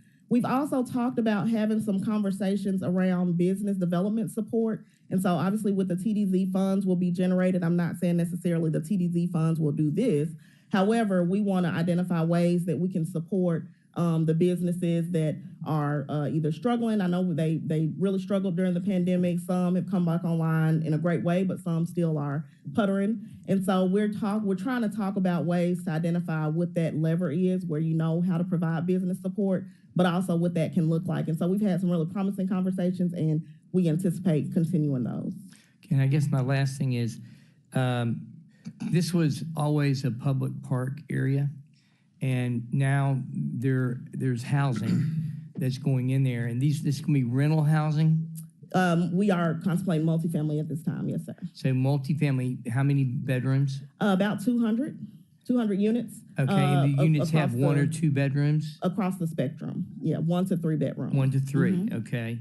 That's good. And the other thing is this, you're looking at construction now. Most of the construction looks like it's been built to last about 25 or 30 years. What is going into this construction that's going to make it to where if we're putting it on, soil that needs to last, how's that going to be different? And if y'all, when you come back to talk to us, I think I'd like to hear about what that's going to look like. Okay, thank you, sir. Okay, thank you, Mr. Chair. Thank you, Councilman. We've got Councilwoman Swearingen Washington, and then Dr. Easter Thomas. All right, I just wanted to understand what is the challenge. Have we not seen the lease?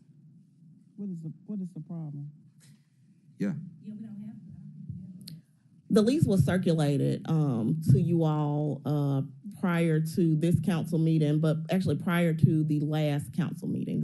All the leases were circulated. The multifamily and the high five lease were circulated, and then the hotel lease would have been circulated the Friday before. Do we have those back as a packet? Yes, we can do that. We can send that with the packet and the resolution and the presentation, which I previously sent to Councilwoman Cooper Sutton, but I sent just now to everybody. Councilwoman, I would also just like to share, we have reached out to everybody to try to get some feedback to share and talk in detail on these leases. And then we're also happy to do that individually, also with our consultant team. So we definitely don't have a problem scheduling that time one-on-one to go through all of the elements. Hey, and look, and I think the body is excited. We're all excited. This is a big deal, but it's such a big deal. It's budget season, lots of questions. I know there are several members, are looking for one-on-one meetings. And again, I think budget season, we're not wanting anything to happen. So we'll make sure we do it the right way. I just want to make sure we're not jeopardizing the project and the loans to continuously, every time they come down, we're postponing.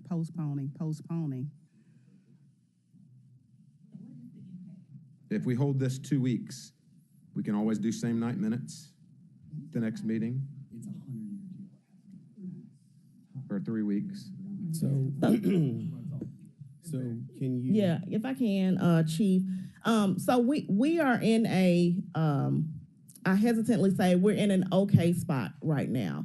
We are trying to get the ground lease done so that we can have the rest of the pre-development and the construction and everything to start, but we are backed into that timeline. If I can go back to our timeline here. So our schedule and contemplation really is looking at a Q3 of 2026 start date for construction. And so we know we have to back into that with our A&E work, with our schematic designs, with our DDs and all of that. And so we're in a good place. I think I would say we can, if we hold this for 2 weeks, give y'all time to digest it, come back. I think it was even offered the first part of July. That doesn't jeopardize us. Now, what does jeopardize us is if we come back first part of July and then we want to hold it another 2 weeks, and we find ourselves in November. that is just gonna push our schedule out. And so what that means is when we do come up to that first TDZ payment, I think in 2026, we have funds to cover up until then with either excess interest. But when we come up to that date, then we would be coming back to the council saying we need $300,000 to cover our TDZ payment. And so that is that's the issue, I guess, from a scheduling perspective. We're okay now, but when we start to move out, then it does start to cost us money that we don't have to pay today, but we will have to come back and pay in a couple of years when those payments become due and we run out of that capitalized interest. Thank you, Director Cash. Great question, Councilwoman Swearingen Washington. You good? Yes, I'm hoping that if we need 2 weeks, within these 2 weeks, you will meet individually with. So I would say really, I'm just All right, Mike, hold on one second. Councilwoman Swearingen Washington, if you want to finish, Yes, then if I we'll can get you in the finish my queue. statement. Yeah. If we can continue to have those meetings and get our understanding so that we're giving these developers the same respect that we give other developers and that we can continue this project. Agreed, and I think conversations with us before things get into this room need to be happening at a better pace. And that just goes for all of us. I mean, we got to make big decisions up here, critical time, lots of money. We got to get it right. Thank you, Councilwoman Swearingen Washington. All right, and then Councilwoman Green was about to come out of her chair there. No, I was just saying, before we get too far down the line of 2 weeks, like, I'm going to be realistic here. In 2 weeks, we're going to have just finished the budget. It's going to be the 4th of July. That really only gives us like 1 week to have this conversation. It would be much better if we came back to the second meeting in July. And then that way, we all have had time to have conversations with developers, with our own administration. I mean, I think that is a more realistic timeline, and I don't want to keep coming 2 weeks and 2 weeks, but we're going to be working up until the end of July on this. And then, I know me, I'm going to be taking a week off with my family. And so I don't want to be pressed into service on a 30-year lease on something that I am just learning about. I know a lot of people up here already know a lot about this, but some of us are new and we don't. And I want to get it right. So I'm just saying, I was just stopping on the 2 weeks and saying, I think a more realistic timeline is 4 weeks. Thank you, Councilwoman. And then we've got Councilwoman Easter Thomas. Thank you, Chair. Councilwoman Swearingen Washington answered my question. So the 300,000, is that already accounted for that we'll have to pay for during this waiting period? So no, the sales tax generated from the developments once finished will start to pay that off. But if we do get into, it can't go back in there in the repayment because what's the trade-off? I'm for not the sure. Wait. I'm not sure I understand your question. You seem like So you said it'll cost 300,000. Yeah. So that's 300,000 that should be going to. So basically what we have when we designed the tourism development bonds was we put in 4 years of capitalized interest and then a $4 million debt service reserve fund. Of course, you don't like to go into those debt service reserve funds more than you have to because it doesn't look good for the city's overall bond performance. However, once we do that, it's $3.6 million a year. Now, we know that even without any of this development, there will still be some revenue generated. We got our first report this summer for what was generated within FY23. It was no money from the state taxes and then about $500,000 from the local taxes. So what that $500,000 represented was the folks who were coming to the Sports and Event Center and went to go eat in other places throughout the zone before they left the area. In short, of course, it's always more complicated than that, but in short, that's what it represented. So, that was also based on half a year performance. So let's say that it's really about $1 million of sort of annual growth that we can expect. $1 million coming in a year leaves us $2.7 million short on our annual debt payments if we don't bring in new business. Okay, thank you for that clarity. Also, on that slide, can you put back up your presentation? Just a clarity question. That slide where it shows public-private investments. Yeah.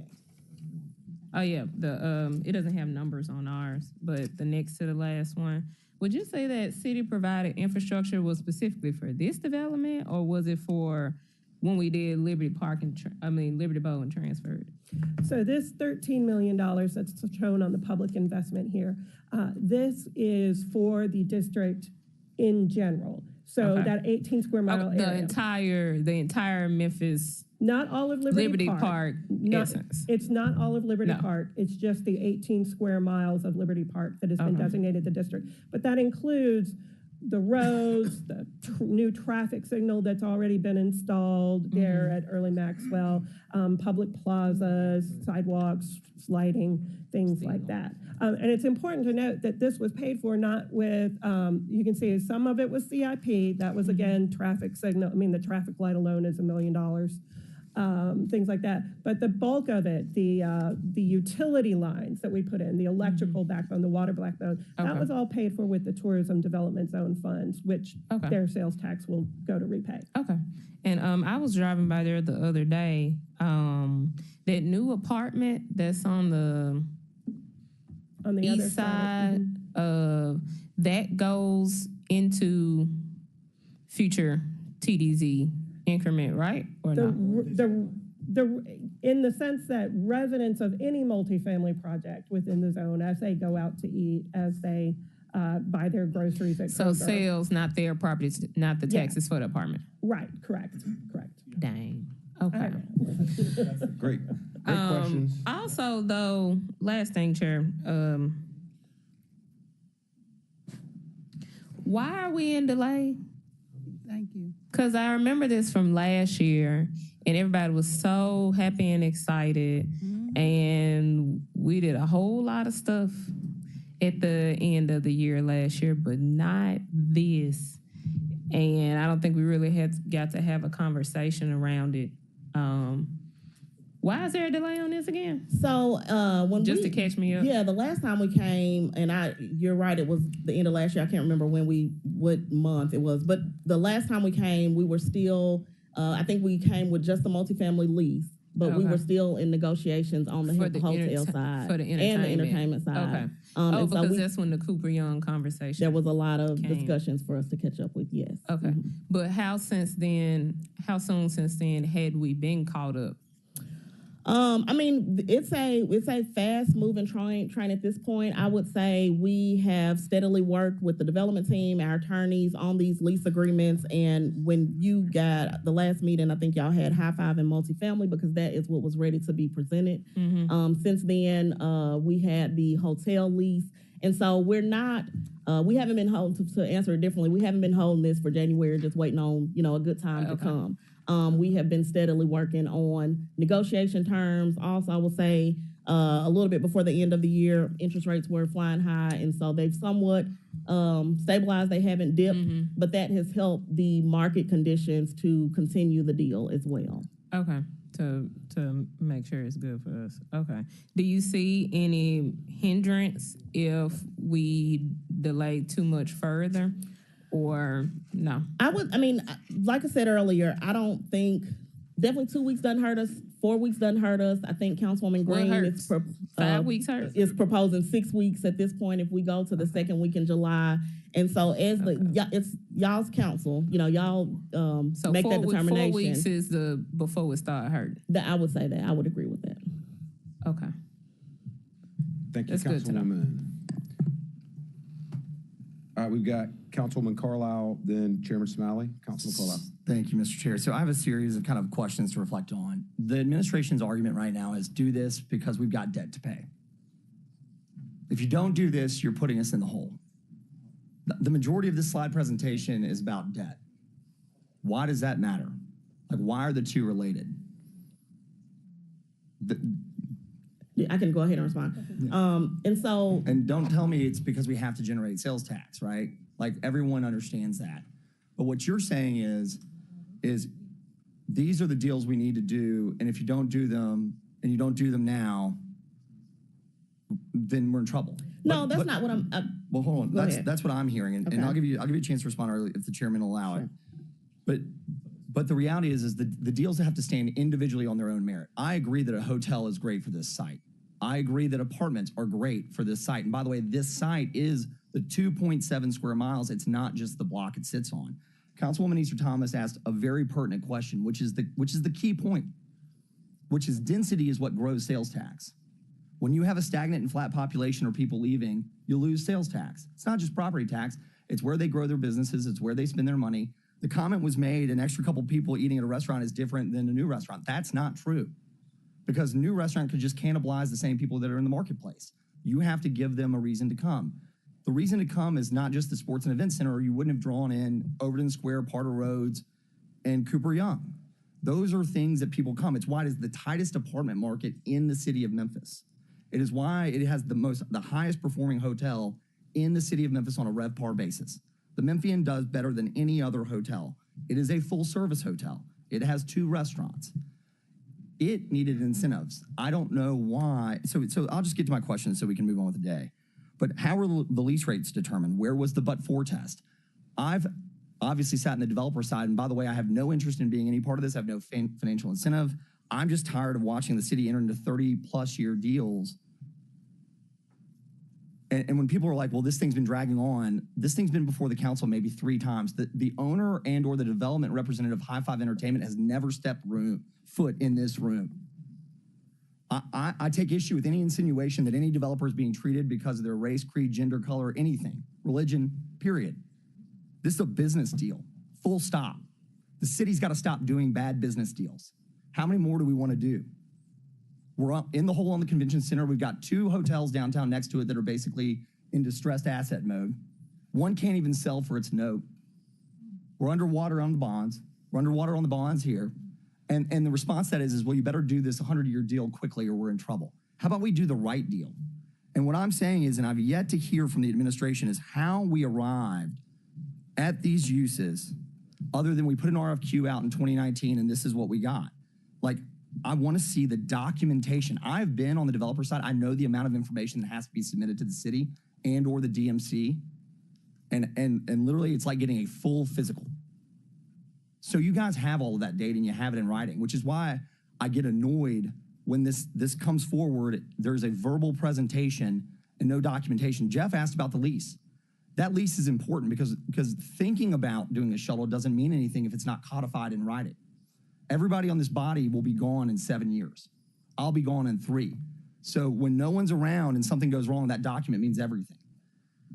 So what are the other incentives after? So they're coming for personal property taxes, right? Fine. Why does a select service hotel need that?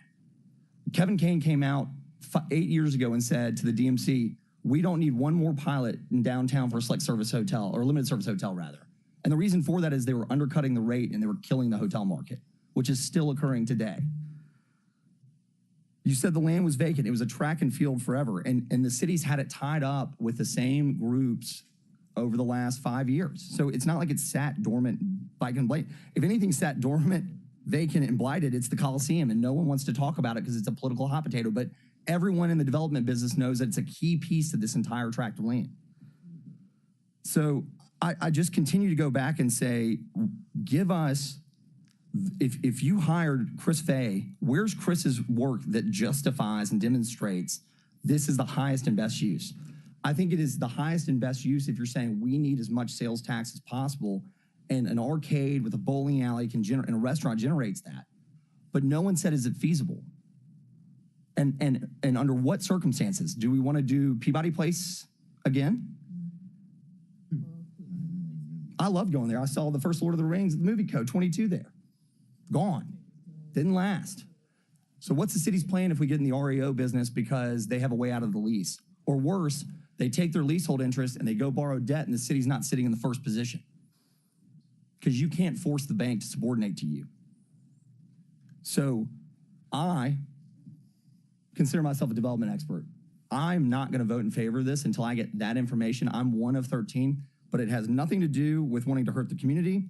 It has nothing to do with anything about the developers. It has everything to do with being a developer and seeing these deals go down over and over again and then turning around and saying, crap, I wish we hadn't done that. This is a 100-year commitment. It's not a joke. Like 5% escalators over 100 years. What if inflation clips at 8%? Most deals have a base year escalator and then say we're going to come back and hire a third party to appraise the value of the property and renegotiate the rents. This doesn't have that. Like, how were the rents arrived at? Under the pretense, one of the properties, I think it's the $34,000 a year, I think it's an 8 cap, that values the land at $500,000 for 2 acres. That's not possible. So those are all of the questions that I would ask myself if I were the seller or the developer, or that I've at least been put through as a developer, that this council has yet to get. Every single time this group has come in here, this is going to be the best deal ever. Trust me, you need to do it because we have to pay this debt. Not, here are the actual facts that the administration considered. Here's the process the administration ran. Here are the things that went wrong. Here are the things that went right. And here's how we arrived at it. And here's the documentation and the third party reports that Jim Strickland loves so much to have to justify his decision making. If those don't exist, then I don't know how we got here. So for me, that's why I have issues. I want to reiterate this. A hotel or two need to go here. Apartments need to go here. But I would tell you that you need more than 200 apartments, because if I can convince, in the tightest apartment market in the city, another 1,000 people to move to Liberty Park, I don't need to build a bunch of extra restaurants, because they're going to pour into Cooper Young, and they're going to pour into Overton Square, and they're going to pour into Overton Park in that area, and we won't have to worry about restaurants closing because they're concerned about crime. That's how you move it forward, is density. Not people coming in and hoping that they clip an extra night. And by the way, the reason I think the hotel needs to be select service or in that range, looking at the Memphian, is because a economic youth sports development expert came forward in the Daily Memphian and talked about that. We don't get incremental room nights other than 1 or 2 cities. So we need a hotel flag and operators that want to have people that are coming to stay for business, that are coming to stay to go out in Cooper Young, that need to get to East Memphis or downtown. I'm like, I have these conversations every single day in our marketplace. So I'm happy to get these all in writing, but these are the questions the council should be asking, not what happens if we don't do this. It's, is this the right thing to do in order to make sure that these 100-year deals are set up to be successful and we don't own another pyramid and we have to dig ourselves out again? With that, I yield the floor. Thank you, Councilman. I'll just say this too. We still have Councilwoman, we have Chairman Smiley and Councilwoman Easter Thomas, but there's just the overarching theme here. Administration, please stop coming to us with last-minute requests and tell us and hold our feet to the fire and putting us in this position. It's too important. This budget's going on, and I actually feel the same way about item number 5. We can do save 9 minutes next week, but we're going to stick to items number 1 through 4 right now. Councilman Smiley. All right, so thank you. I do want to agree with Councilman Carlisle to the extent that it seems like it happens pretty consistently that the council asks for certain documents and we just don't get them. We've been asking for specificity around new programs related to the budget. We don't have it. And the list goes on and on. So I sense Councilman Carlisle's concern as it relates to that. But for me in particular, I do want to see this project, go forward. And I don't want to pretend to be an expert in this field. I practice law. That's my lane. I know how to read. I don't see a lease. That's what I know how to do. But so I'll hopefully, it seems like the body's going to move this item for 4 weeks, since that gives us enough time to review it, and also gives you all enough time to reach out to the individual council members and also give more information to them. Councilman Carlisle is the only person on this body that actually has developed, did any type of commercial development. So I'm inclined to listen to his opinion on some of these issues. But what I want to hear from, this gentleman came pretty far, hopped on a plane to talk about, why he thinks this project should go forward, and particularly under his company. So I would love to hear from Norm. Excuse me, I cannot remember your last name. Jenkins, Mr. Jenkins. Now, there's a Chancellor Jenkins here that we think pretty fondly of. But hey, Chairman Smiley, that's a great recommendation. Norm, if you don't mind, we're going to if you don't mind, just finish those comments, then we'll have Councilwoman Easter Thomas make her comments. And then you're right. I thank you for coming here today. You want to invest in our city, and we appreciate that. Yeah, but please don't take this as we're not interested or grateful or thankful for that. So So my comments are essentially, give us some information, because we always ask for information. It takes a long time for the administration to give us documentation. That's problematic. And two, I want to hear from Norm today, because this is a long flight. It's a long flight, and we can't allow him to come to our city and we don't give him a space to speak to what he knows better than we do. Agreed. Thank you. Councilwoman Easter Thomas, you want to make comments first, or would you like to? Yeah, just echoing Chairman Smiley, just Director Cash, can we just get the fattest packet of information of everything in one thing printed so that we can have it to staff so that nobody can say, and I can't say that we don't have it, right? Of everything that we've mentioned that we need to see, that we would have a question on, that you already have, the leases, all of that. In one thing so that, you know, we're not searching the Similar to my emails. binders. Yes, we can get that to you. Similar to your binders. They'll be very, very helpful for new and for returning. And then, Mr. Jenkins, you only here for, you know, a short time, good time, not a long time. But Mr. Macklin also just, you know, I'm sure the returning council members need a refresher on what's going on, an update. And then the new ones need a hey to put a face to a building, a developer. So I'm sure it's plenty of time between now and what we say, first meeting in July for that to happen. And I think that it'll revive what we know and get us back excited and in the groove of it. And then the new ones, it'll get them also hopefully excited as well and a better understanding. So we may need a refresher since some things were happening with the delay. But the fattest packet, Director Cash, so we can't say we don't have anything. Thank you, Councilwoman. Yes, sir. Gentlemen, please. Good morning. Good morning. Yeah, name and address, please, for the record. Sure. Norm Jenkins, 4445 Willard Avenue, Chevy Chase, Maryland. James Macklin, M&M, 25 Dr. MLK Avenue, Memphis, Tennessee, 38103. Great.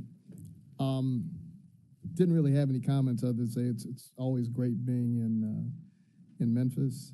And I was picked up on some of the dialogue among the council, and you know, whether it's a 2-week delay or 4-week delay, 6-week delay, any developer worth his salt understands that there's a process to working with cities and city councils. They move at their own pace. I'm respectful of the pace, and you all have important work. So we need to answer your questions so you get comfortable. So no offense taken. It's another plane ride. This is the business I've chosen. So I get what you all do, and you all have important work. So no offense taken. We're really excited about Memphis, particularly Liberty Park. You know, by way of background, we are a Marriott franchisee, we're a Hilton franchisee, we're a Hyatt franchisee. We've done a lot of work with all the brands, and our goal is to put the right hotel in the right place to satisfy and meet and exceed the guest needs. We don't build junk; they're all institutional assets. We were thinking of a select service hotel mainly because you have the sports and entertainment complex there. We believe that you'll have a lot of families. They want free breakfasts. So we'll have a select service hotel. We really want to have more of an upscale, so we have a rooftop amenity, so we can draw on other visitors. We're targeting a 150-room hotel, but our thinking is that there's a second hotel that'll come along, and at that point we'll make a determination whether that's extended stay, a little more of a boutique. But you know, the market will tell us what's required of the next hotel. Councilman, you mentioned about 200 residential units. Our phase 1 is 200 residential units. We plan to do close to 400 units in the second phase because it's all about creating a sense of place. People want to come here, work, play, create incremental dollars and incremental tax revenues. That's what this thing is all about, and I know that's yes. So we get it. So I'll stop there, and I don't want to belabor it, but we're happy to be here today, and we're happy to be here in a couple of weeks or 4 weeks or 6 weeks. We like Memphis, and we're looking forward to working with you all to getting this project done the right way. Thank you, sir. Councilman Carlisle. I appreciate that, and empathize, sympathize, everything you're saying, and I couldn't agree more with what you're saying in your approach. And I do appreciate your patience and your willingness. And I think you're spot on. I really do. And I think that those select service brands, and if you can get the density in both the 400 units and the 150, and then the question, and that's the thing for me is where I may differ, and I know he's going to differ, but is I'd rather set a package up that meets and exceeds the expectations of the marketplace. That's the whole point of incentives, right? Is, you know, the numbers may work on the select service at 150, but if I can get you to 300 rooms and a full service, I'll give you the incentive package that you need because I think that's better for the marketplace, right? It drives the bed tax, right? So remember, this isn't just about the TDZ. They'll also drive the bed fee and the hotel motel sales tax. And that's critical. That's a critical component for the city right now. That's where the Grizzlies money is coming from, right? So we want to continue to grow that marketplace. So I won't belabor the point. I know I said it'd be quick, and I just appreciate your comments and your approach to this and your understanding that we're trying to work through this because it is such a significant length of time on a key piece of real estate. Absolutely. Thank you, Chairman.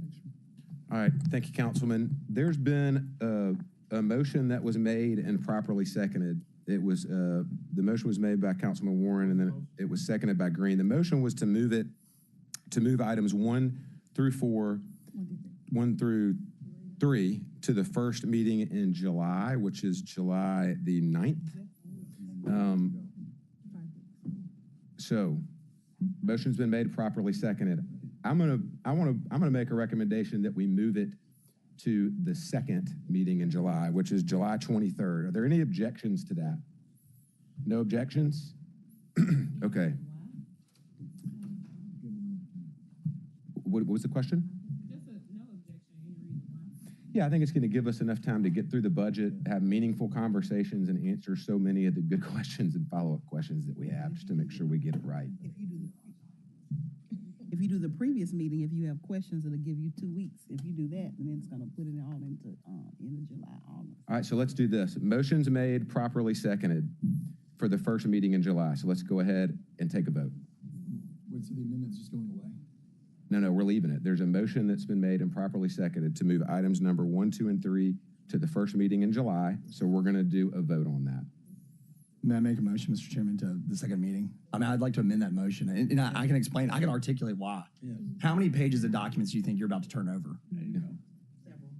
Several hundred? Yeah, several hundred pages of documents. The next 2 weeks don't count because we're in the middle of budget season, so that gives you 2 weeks over the 4th of July to review 200 pages of documents, meet, ask questions, and get responses. That's not practical. Yeah. That's why I would say the second meeting in July was a more practical, legitimate timeline. And here's the deal. With a month, nobody, including myself on the council, assuming they get all the information they need, can say, I don't have the information I need to make a decision. And also, I'll say this too, when we get to that second meeting in July, we could always do same night minutes, so it would be as if it was passed on the 9th anyways. All right. So, a second. Mr. Chair, could I ask one, can we make sure that we have our attorney give us an opinion on this contract since it's that long? It's a legal issue. Yes, that's on the record, so we'll make sure of that. All right, so I need an updated motion. Mr. Chairman, I'd move to amend the motion to the second meeting of the Memphis City Council in the month of July 2024. Right, I accept that as a friendly amendment. All right, was there a second? Second. All right, seconded by Warren. All right, all those in favor, please respond by saying aye. Hold on, point of information. Yes, so the motion has been on the 23rd? We could do it then? I'll accept that as a friendly amendment. All right, we'll do it now. Is there any objections? Yes, I object. All right, so now we're going to vote.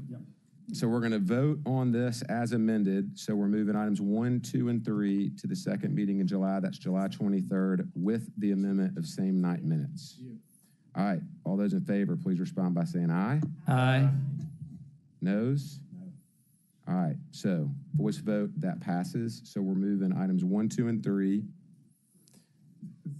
to July 23rd with same night minutes assigned in the month of June, which is cool. We just passed that. All right, thank you again for coming today. Thanks to all. All right, item number 4 on the agenda. A resolution authorizing sale of multiple parcels. known as 333 North Claybrook, 329 North Bellevue, and 417 North Bellevue, Memphis, Tennessee 38104. Parcel IDs 020009. I'm going to stop there. Everybody can look this up online because I'm not going to read all these numbers. Respectively acquired by HCD in 2021 and 2024 using available development funding to developer known as Crosstown Partners for $300,000. So moved. All right, motion's been made. Is there a second? All right, motion's been properly seconded. Administration's here to speak on the issue. Yes, thank you. Good morning, council. This is Ashley Cash, Housing and Community Development Director, 170 North Main. We presented this at the last meeting. We do have the development team here. They were, yes, you got Greg Love, Attorney Whitehead. I think Eddie Kircher may or may not be around somewhere. We presented last time. I don't have a presentation. This is the same information, but I think there was some clarification questions that maybe wanted to be raised, or if y'all have any clarification questions for me or the development team, we're happy to take those. Councilwoman White. Thank you. Thank you so much, Director Cash. So one of my questions was, and it was just the deal in general and just trying to get a better understanding of it, was that from my understanding, we acquired the property for $885,000 in 2021, and we're selling it for $300,000. But as also a part of this deal, that we're acquiring another piece of property, and we're going to pay an additional $270,000. Is that right? That is, the numbers are correct. All of the assumptions with it are not exactly correct. So we acquired the true Crosstown Mound parcel, which is that mound of dirt, back, like you say, in I think it was 2024, that $885,000. Since then, we have tried to figure out ways to redevelop it. There's literally 270,000 odd cubic yards of dirt on the site. It would cost the city, at least in the early 2020s, it would cost the city $3.8 million to remove that dirt if it didn't have any contaminants. We since did testing on it and found that it has some low level of contaminants. We've been working with TDEC to identify what those are and to recommend solutions in places where we can dispose of the dirt without causing additional harm for the surrounding community, for the river, et cetera. And so it would just be a huge burden for us to redevelop that site or to redevelop it, period. So that's why we are giving it essentially for, I think the consideration for that particular parcel is $10.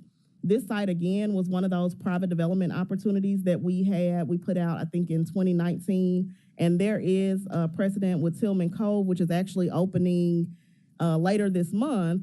The same thing, the city acquired the land, we demoed the land, and then we just contributed that amount of money, which at that point was like $800,000 back to the project. So this is something that the city is trying to help not just get the deal done, but help improve the community. We have illegal dumping there.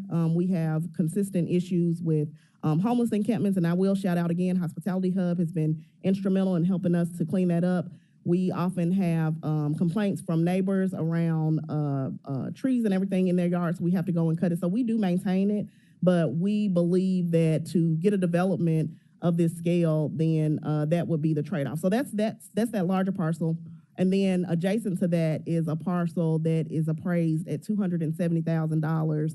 And that's what the $300,000 consideration is actually for. It's not for the main parcel. I'll pull them up here on the map. But they're two separate parcels, but we're giving them the option to purchase that second parcel, and they'd be paying above appraised value because there are no contaminants. You know, it's essentially a green field. They can go out and develop at their leisure.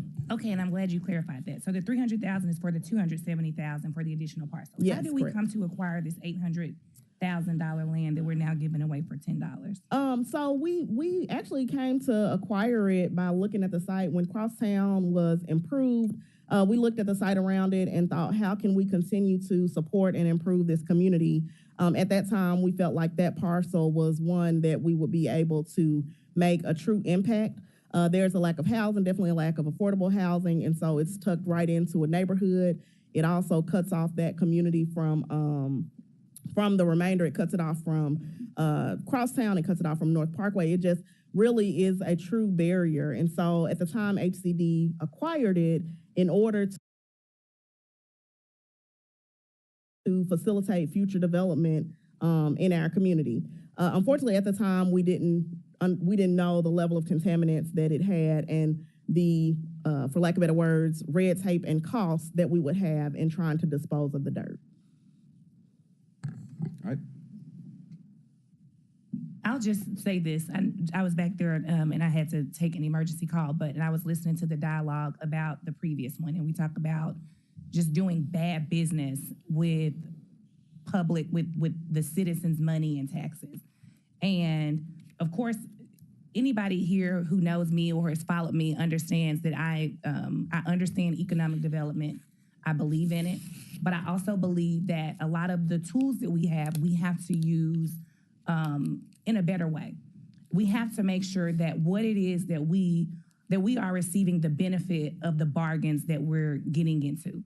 And so the reason that I brought it back was because, of course, I had concerns about a property that we acquired for $800,000 that's now a part of a deal of selling for $10, because that's just bad business for the city. But I understand things happen, and I understand that there's the issue of the contamination, which creates another element for a trade-off there. So I thank you for explaining it. I just hope that in the future that you all have now put some kind of parameters or checklist or something in place so that this type of deal doesn't have to happen again. And that seems to be what happened. What happens kind of historically is that deals go bad, and then it's like to the council to, okay, now we just got to do this other thing that really doesn't feel good and doesn't look good because we didn't make good decisions before. So now you are faced with having to make this difficult decision. And that's what this feels like to me. But, I understand the trade-off. I understand, of course, the benefit of having this property occupied and developed. But those were just my concerns. And I hope that in the future that we have some type of something in place to try to avoid these types of situations. Thank you, Councilwoman. We've got Councilman Ford and then Councilwoman Easter Thomas. Councilman Ford. Well, I really wasn't going to say much, but when we talking about that $800,000, actually the property was zero until they found out that we were going to develop it. Then the state decided to charge us $800,000 for a dump that they wanted to get rid of. Am I correct? That's correct. Okay, but it was zero at first. They wanted us to just have it. They really wanted us to kind of clean it up. But when the development came, that's when the price tag came to the property. I need everybody to know that, but it was at zero. Okay. Yeah. Yeah. Thank you, Councilman Ford. This is in Councilman Ford's district, District 6.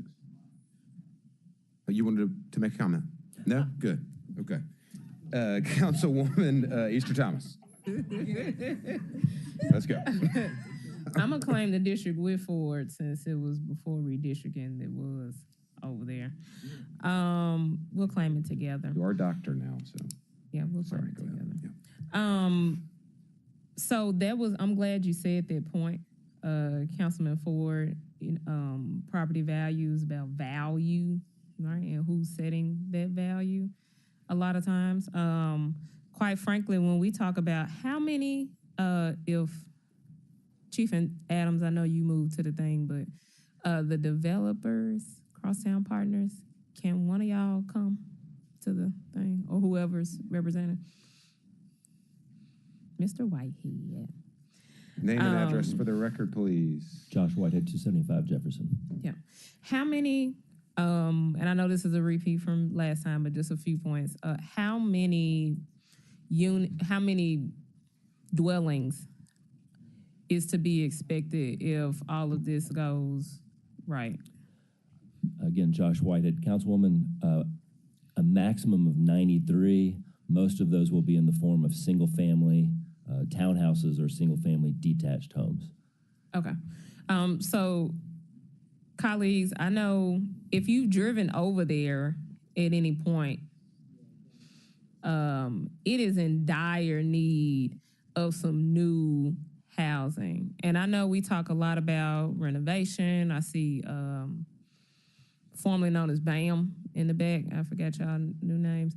Light Authority of Memphis. But when we talk about renovation of homes, a lot of times we don't see, or new homes, a lot of times it's hard to see impact with a couple of houses. And I know along those streets that when you go from, what's the street, Autumn to Jackson, you see a couple, right? You see a few developers have snatched it up, see what's coming, and they've done a few homes, and it's made things look a little better to align with the good stock that has been kept up.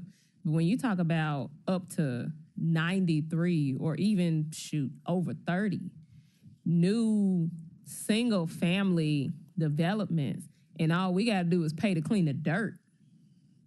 And you're talking about new property taxes, good taxpayers, good voters, folks in the schools for the area, people contributing to that part of town and to broader. That's a real big possible benefit for not just the crosstown area. Like I told you, it ain't my district no more, but not just the crosstown area, but the city of Memphis. And this is the type of bulk help we need to be doing around the city, where if we can just say, and how much are we putting in this direct to cash? We put in $800,000. If we're talking about $800,000 from the city for up to 93 single-family homes, and they're going to be purchased, right? For the most part. Yes. So you're talking about $800,000 investment from the city for over 90 single-family purchased homes. That's a steal. When you're talking about how we're going to improve our neighborhoods and improve our cities, that's the type of, I ain't saying let's go grab a pile of dirt from everywhere, but this is kind of a model-esque way of thinking, right? Maybe not of doing, but of thinking, how can we grab blocks of neighborhoods to transform at the same time? And that allows us to think of areas differently. Because when you look at Crosstown, you think Crosstown Concourse, of course, and you think the homes around in that tip of Speedway Terrace that's along Watkins before you turn to Cleveland. But if you're going down Bellevue, starting from North Memphis down on Jackson and going a little further before you hit Poplar, you don't think of Crosstown the same as if you go down Watkins, coming from Jackson to Poplar. And it's only because of that big mound of dirt. Am I lying? No, it's only because of that one area. So, let's, I guess, think about it, but think about it fast. But thinking about this option, that's a steal. $800,000 to bring in over 90 single-family bought homes, that's a steal. If we could do that in every area, we change Memphis overnight.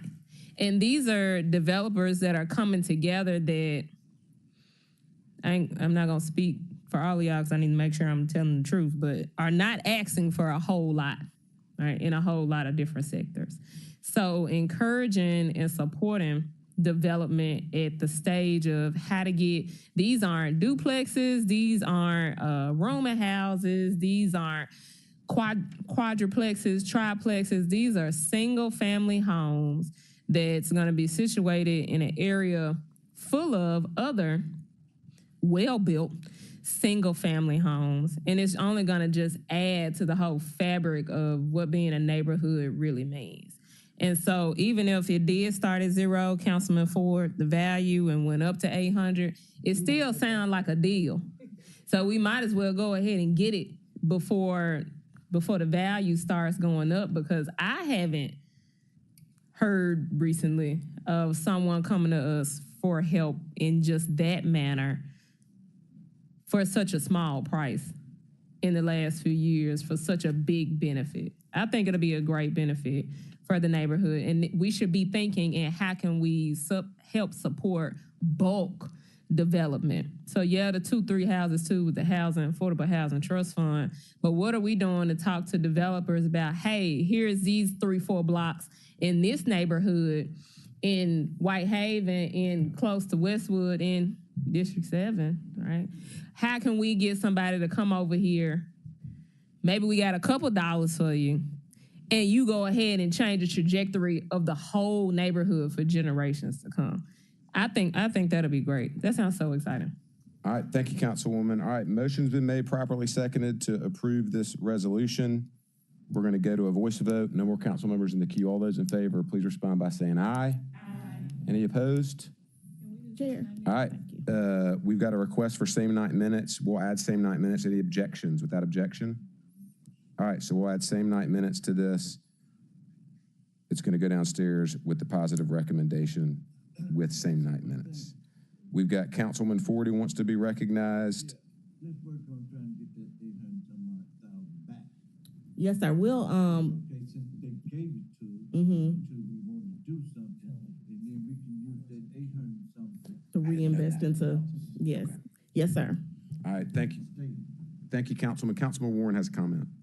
I just wanted to say that one of the really interesting things about this is we don't have to pay, what was it, 3.1, how many $1 million to take it away? 3.8. So 3.8, we're not paying that. Yeah, so now we're $3 million ahead because we put 800,000 in. And we made $30,000 on that $270,000 property that we sold at the top of the hill, right? Correct. And that particular property, I think, is ideal for a high rise that can also increase the density. And it's my understanding that they're looking at doing something along, and that will have the best view of Memphis in the entire city when that is done. You need to get a unit. Yeah, there. I'm just saying, so you think about density, you think about what Michael and Councilman Easter Thomas said, it all makes sense, and I'm really glad we did this. Thank you, Mr. Chair. Thank you, Dr. Warren. Great comments from everybody. All right, item number 4, downstairs positive recommendation. Going to item number 5, the last item on the agenda. Thank you for coming. This is a resolution approving proposed consolidated planned FY 24-25 annual action plan and appropriating federal entitlement funds in the amount of $14,506,157 to the FY 24-25 housing and community development budget. All council districts sponsored by the administration. So moved. Motion's been made and properly seconded. Administration. Thank you so much. Still here. Me This is again. amazing. Yes, I think this is the last one. And I'm gonna take a back seat to my highly capable deputy Felicia Ashley Cash, HCD Housing Development Director, 170 North Main. I'll just share, this is our annual entitlements. We're coming asking y'all to accept them, letting you know how we intend on spending those funds. Last year, we supported over 14,000 people in the community through our community development block grant, our home funds, and other efforts that we're doing, not counting the trust fund, Affordable Housing Trust Fund, and the impact that we've made. So we believe we do good work, and we have a presentation here to walk you through, to tell you about. Felicia, you want to introduce yourself? Felicia Harris, Deputy Director of Housing Community Development, 170 North Main. So good morning, Council, still morning. Okay, so I'm going to go through our federal entitlements for FY25. Our federal fundings focus on the benefits of moderate to low to moderate income citizens and neighborhood in the area of housing, homelessness, non-homeless special needs, and non-housing community development. An overview of our entitlements for FY25 in comparison to FY24.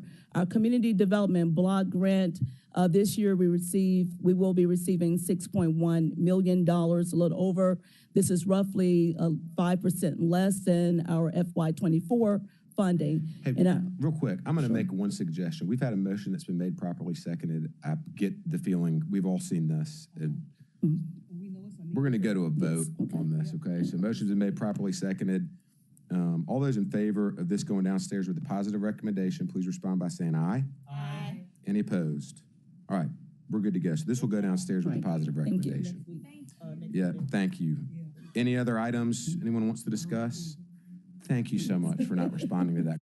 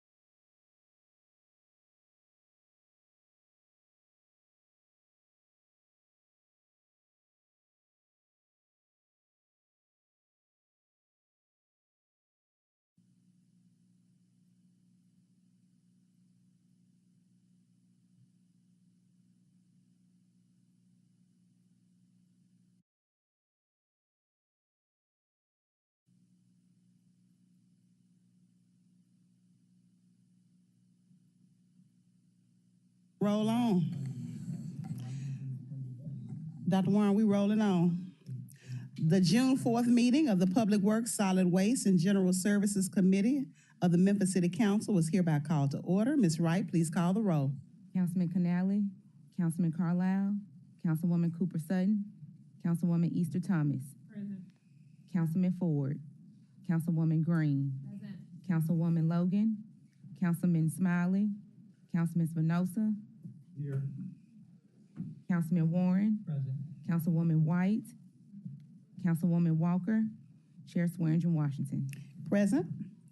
We have one item in today's committee, which is a resolution approving the sale of a city-owned parcel in the amount of $3,000 known as 0 Birchdale Drive, Memphis, Tennessee, 38127, parcel ID number 072029 00030, District 7, Super District 8, sponsored by administration. Can I get a motion and a second? Second. It's been properly motioned by Councilman Spinoza, seconded by Councilman Dr. Warren. All right, who from the administration is here to present? If you will give us your name and address for the record, and you may proceed. Good morning, Council. My name is Sharon Thomas. I'm a senior right-of-way agent in the real estate department. I have an adjacent property owner that wants to purchase 0 Birchdale. Her plans for the property, she wants to future develop the property, and she's also in the process of purchasing the property in the middle, in between the properties from Shelby County. The comps were done. The asking price is $3,000, and we ask council for approval. All right. Any further discussion on this item? If not, we will go to a vote. All those in favor say aye. Aye. Those against say nay. It is the pleasure of the chair that the ayes have it.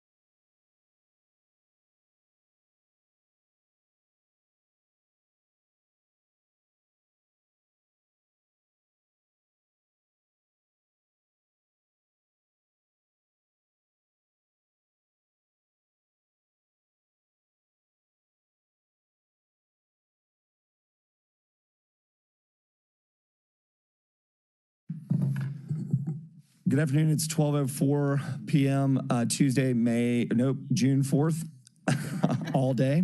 All right. Still catching up. I hereby call to order the Budget Committee of the Memphis City Council. Mrs. Keaton, would you please call the roll? Councilwoman Green. Present. Councilwoman Swearingen Washington. Present. Councilman Ford. Present. Councilwoman White. Present. Councilman Spinoza. Here. Councilman Warren. Present. Councilwoman Walker. Present. And Chair Carlisle. President, Chair's here. I have to issue an apology to my colleague, Councilman Ford, for accidentally taking your agenda. You took my agenda? Yes, sir. I didn't just take it, I ripped it out. Okay, I'm gonna take you up. My apologies. Thank you, Councilman. Colleagues, we have 4 items on today's agenda. starting with item number 1, a resolution to increase the maximum income for qualifying seniors property tax freeze to $60,000 per year. All council districts, sponsored by the administration. May I have a motion and a second? Moved by Ford. Seconded by Green. Welcome, welcome. Name and title for the record, and if you will introduce the resolution. Lakeith Miller, 125 North Main, City Treasurer. Deputy Treasurer Shalandra Ford. So Treasury administers several different tax relief programs. We have tax freeze that freezes taxes at the current payment amount. We have tax relief whereby qualifying participants have a portion of their taxes paid by the city relieved and the state pays a portion. Additionally, disabled veteran programs and widow of disabled veteran programs that work similarly. We also have quarterly payment programs that allow seniors to make payments over time without interest. In regards to this resolution, the state legislature approved a bill that allowed municipalities to increase the tax freeze income limit to $60,000 per year. And this would not take effect until the next year. Fiscal year 25 or 26? It's going to be tax year 25, fiscal year 26. Okay, thank you. So if you if you increase the income limit, it would not go into effect till next year. So if there was any, not going to go into effect until changes, July 1, basically, of 2025. Correct. Yeah. And there are currently 5,579 tax freeze participants. So it's not much. It's $206,000 that's abated annually. So I would say it's de minimis. What I would ask, and just for the sake of time, I've got Councilman Warren in the queue, but I know this question may come. If you will email, because I've actually never looked at one of the issues that I have broadly across the city of Memphis on these programs is they sound really good, and the intent is altruistic and it's right. The problem that I think I've seen before, and I'm going to use solid waste fee as the example for me. It's not you. It was there before you, Philip. Is the relief program, is what I consider the onerous nature specific to the senior freeze programs on how they apply, how they are vetted, and how they are approved is why I don't believe that we've got that many participants. And so I would just love to, if you would email us the program and we could have a conversation about the metrics. I mean, I know typically it's providing documentation of your income, your age, but the reality is that we have a thriving senior community here and it's getting larger and larger. It's becoming one of the largest demographics. And so I find it, and then you look at poverty rates, I find it very difficult to believe that we can't do, well, I believe that we can do better about expanding participants in the program that need it. And I think the issue is, it's not necessarily getting the word out. I think it's helping people understand that it's not as hard, or if it is as hard, how do we make it easier on them to apply and be approved for it? Or just some general thoughts, so. Absolutely.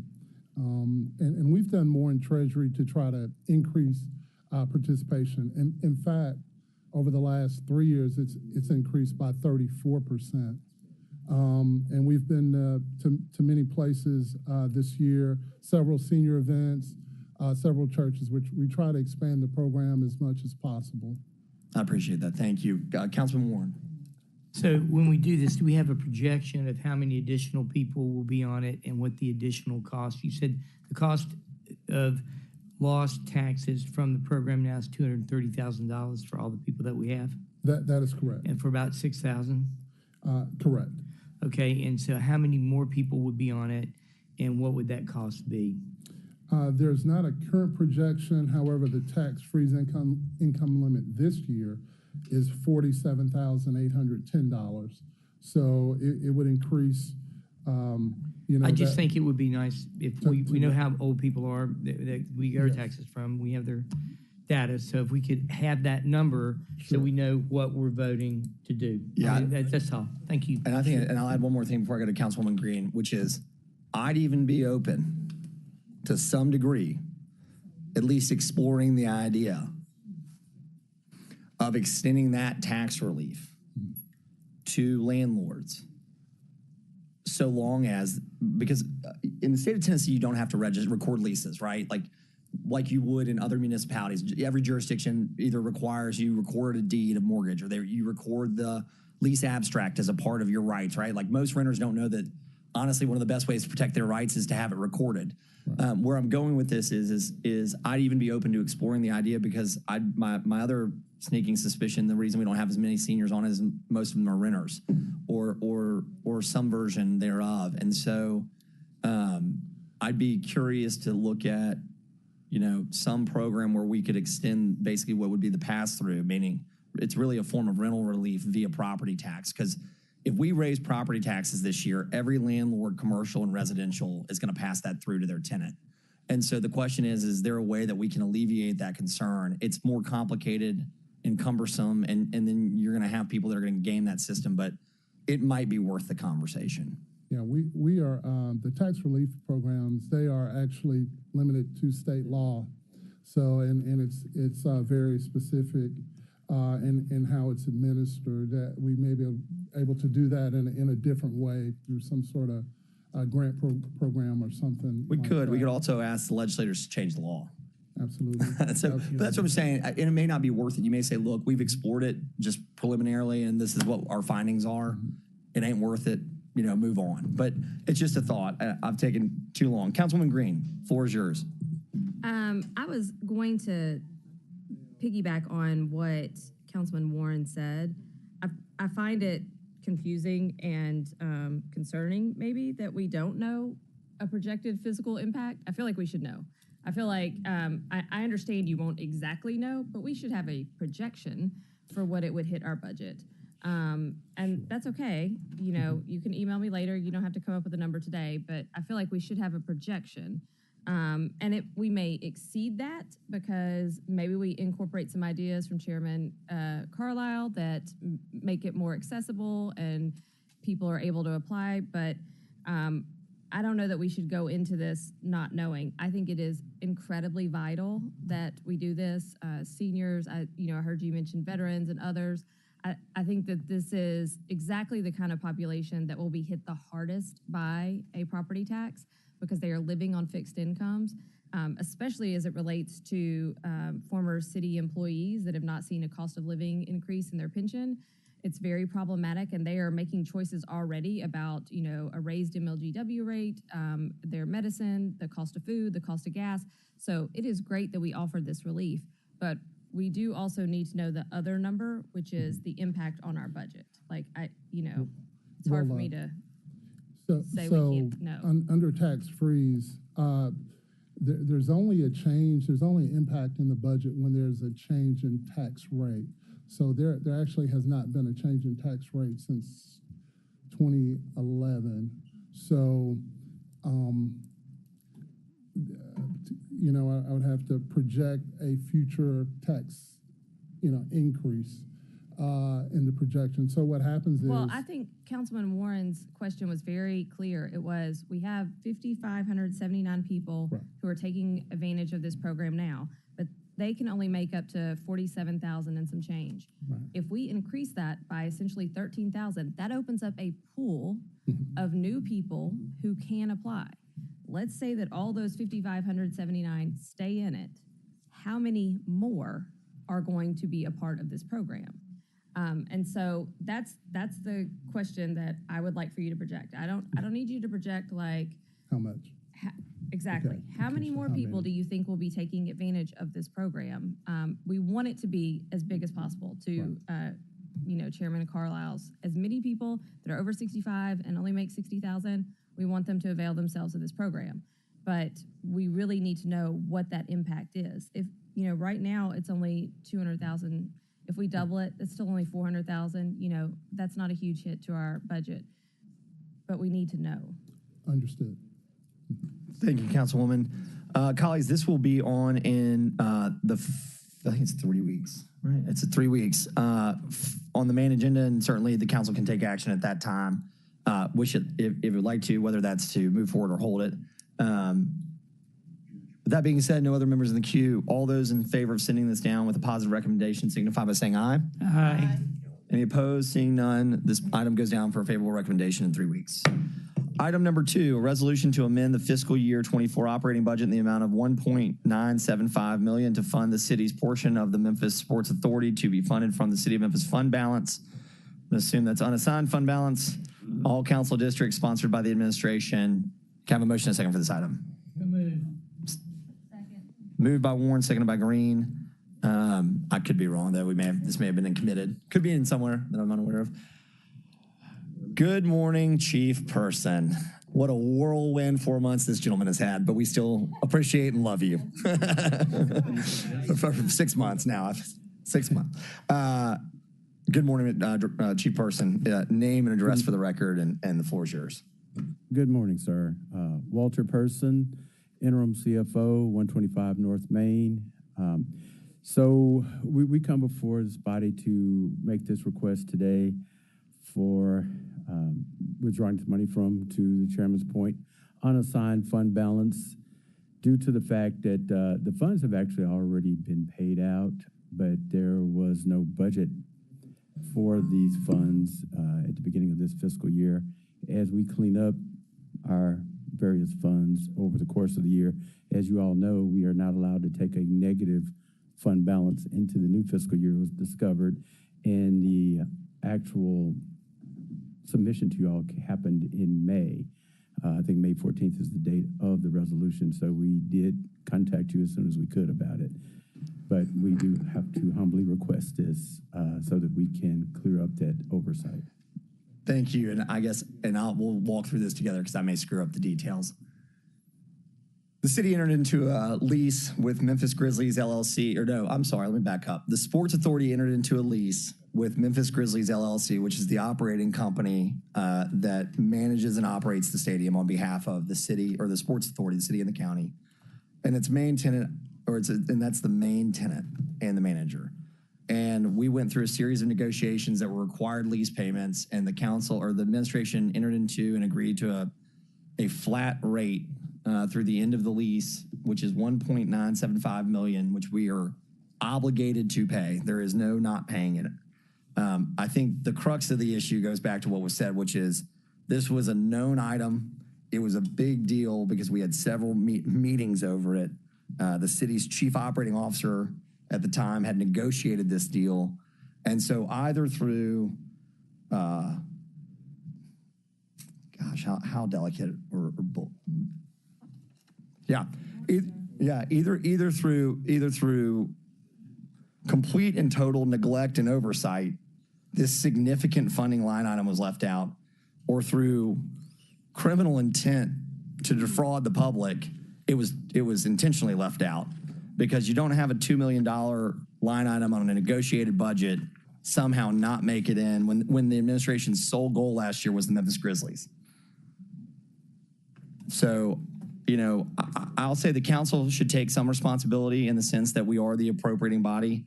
It's hard to find a single line item in 2,500 service centers, but to call this accidental is very frustrating. And I'm not impugning Mr. Person. He was not the city's CFO at the time. And so as he said, as the cleanup continues to come, so does the frustration. And that's about where I'll leave it. Unfortunately, yes, ma'am. Councilwoman Green. Thank you. And I think you said many things that I would say. I would say, just as I did with the firefighters when you came here and said, we've got to make this $10 million in payroll or else they're not going to be paid. I'm baffled at how we got here. I cannot understand, to Chairman Carlisle's point, how the thing that was in every paper for weeks on end, somehow the prior council knew that this was in the budget. It should have been in the budget. They passed it, and then the administration has found another $2 million hole. I assume this will now put us even further in the hole and further under our fund balance policy, Yes, ma'am. which, again, as we're talking about a property tax increase to fill these holes, has this been factored into the 75 cents that the mayor asked for?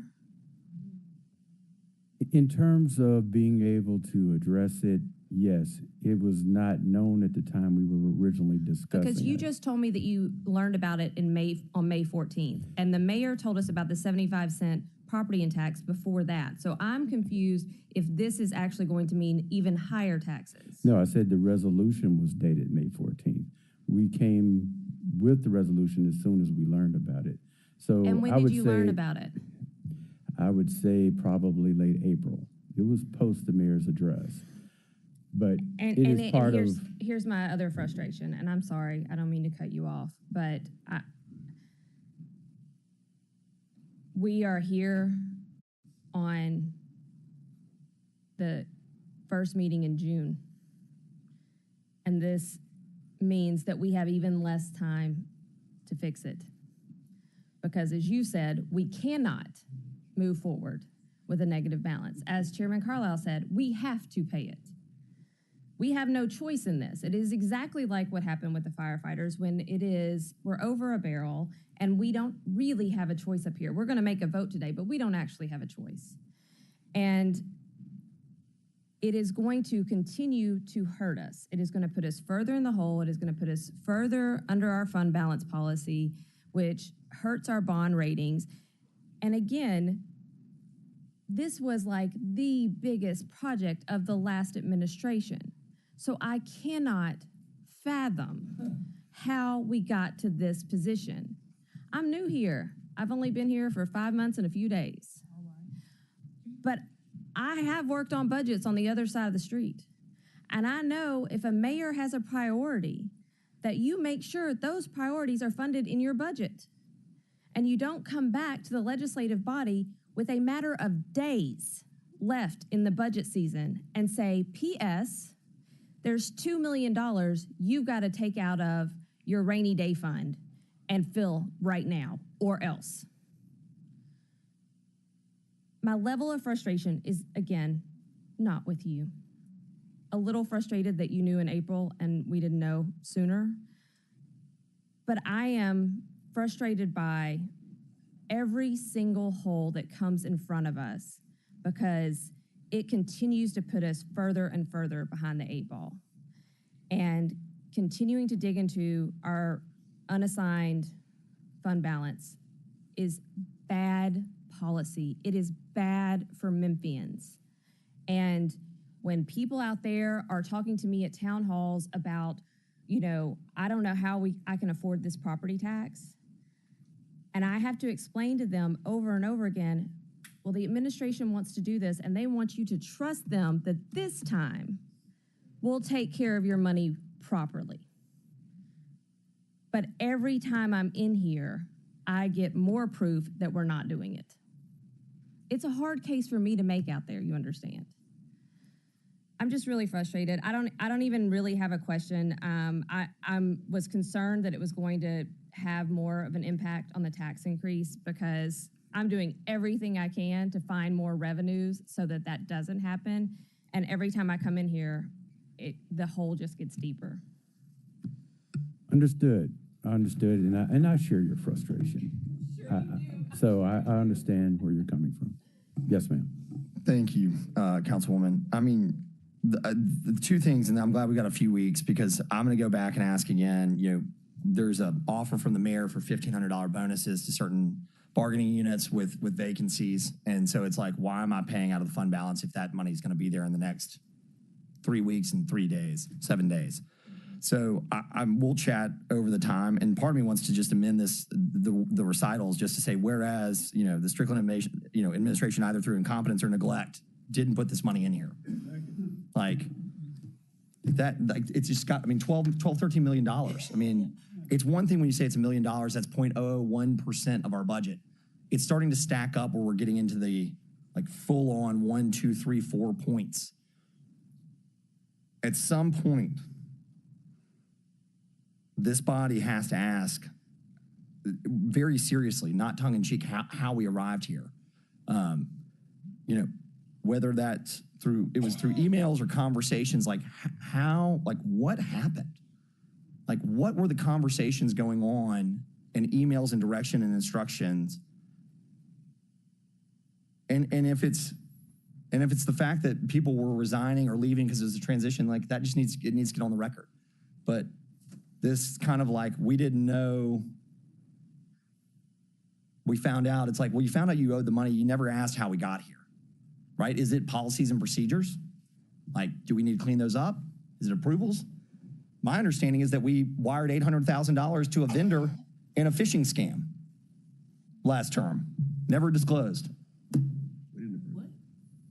I mean, like, this stuff's just got to stop.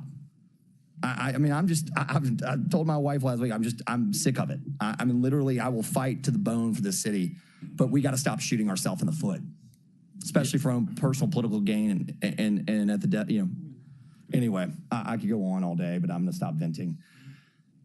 Colleagues, unfortunately, this is the situation we find ourselves in. We are obligated to pay these funds. We may need to have a conversation about identifying where else they might be able to come from. It may be a difficult conversation, it may not be, but unfortunately, we are obligated here, or we run the risk of yes, ma'am. Is this one time or is this every fiscal year? Every fiscal year through, and I'll say every fiscal year through the end of the Grizzlies lease. Does it go up or is it just this flat amount? Flat amount.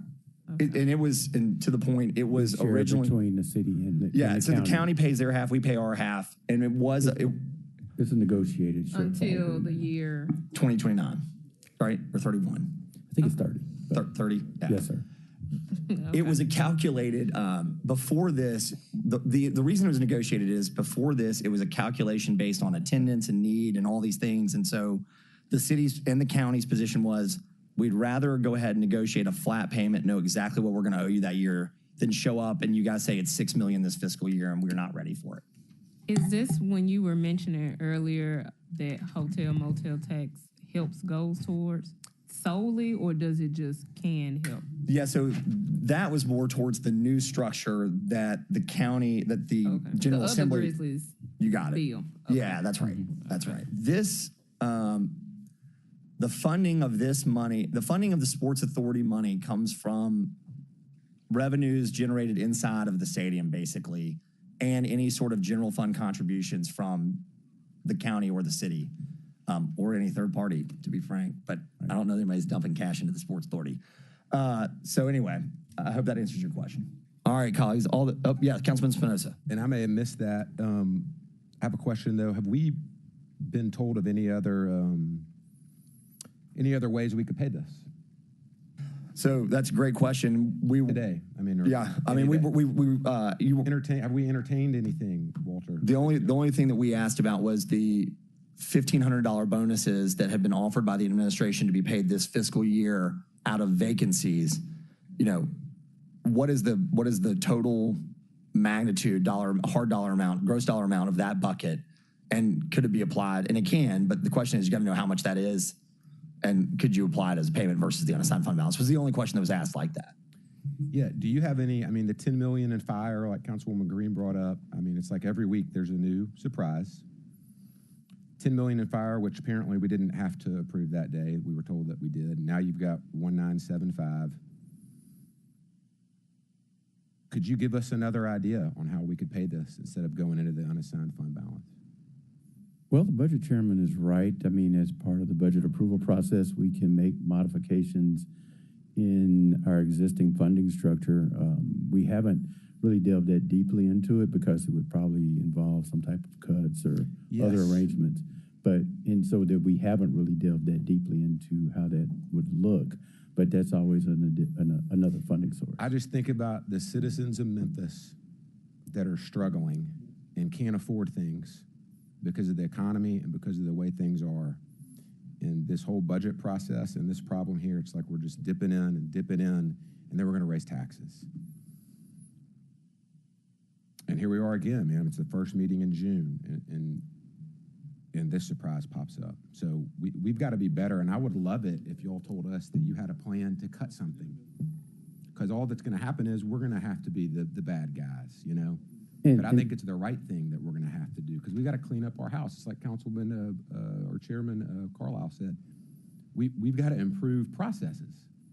And agreed. And to your point, the administration has been discussing some plans, and hopefully we'll get a chance to share that with you in subsequent budget meetings about potential cuts. Yeah, we need to. But we haven't we earmarked all them need to see. specifically We for all this need, issue. and this council is responsible for the budget, right?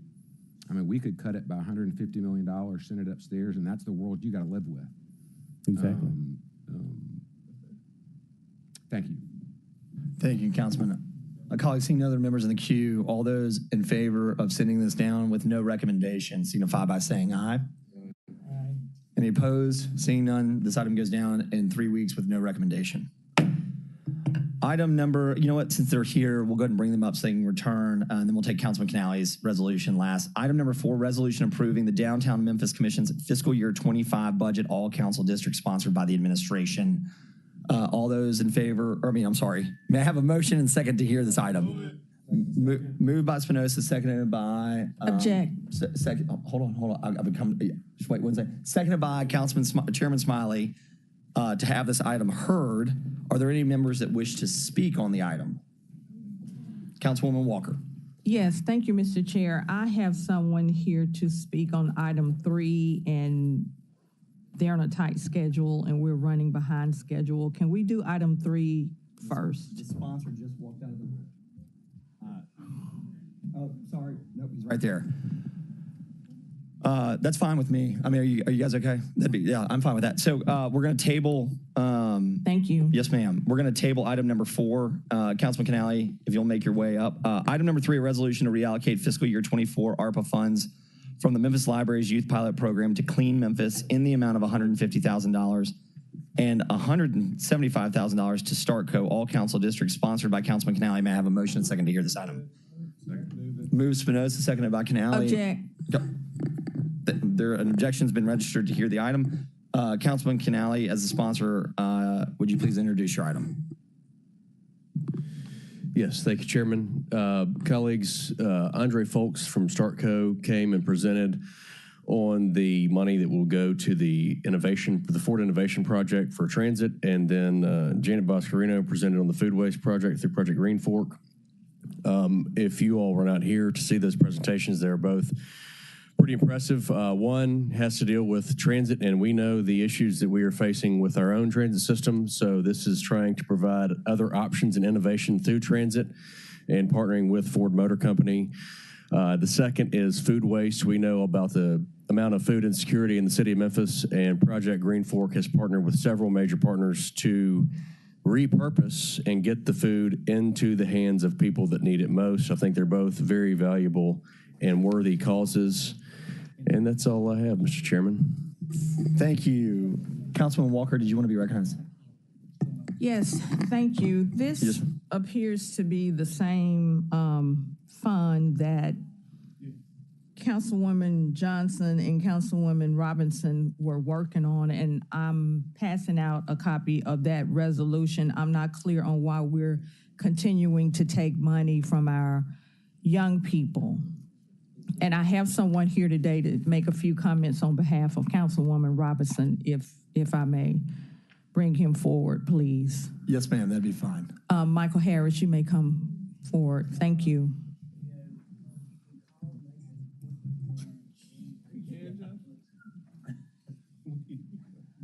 Good morning, Mr. Harris. Would you give us your name and title for the record, and floor is yours? Yes, sir.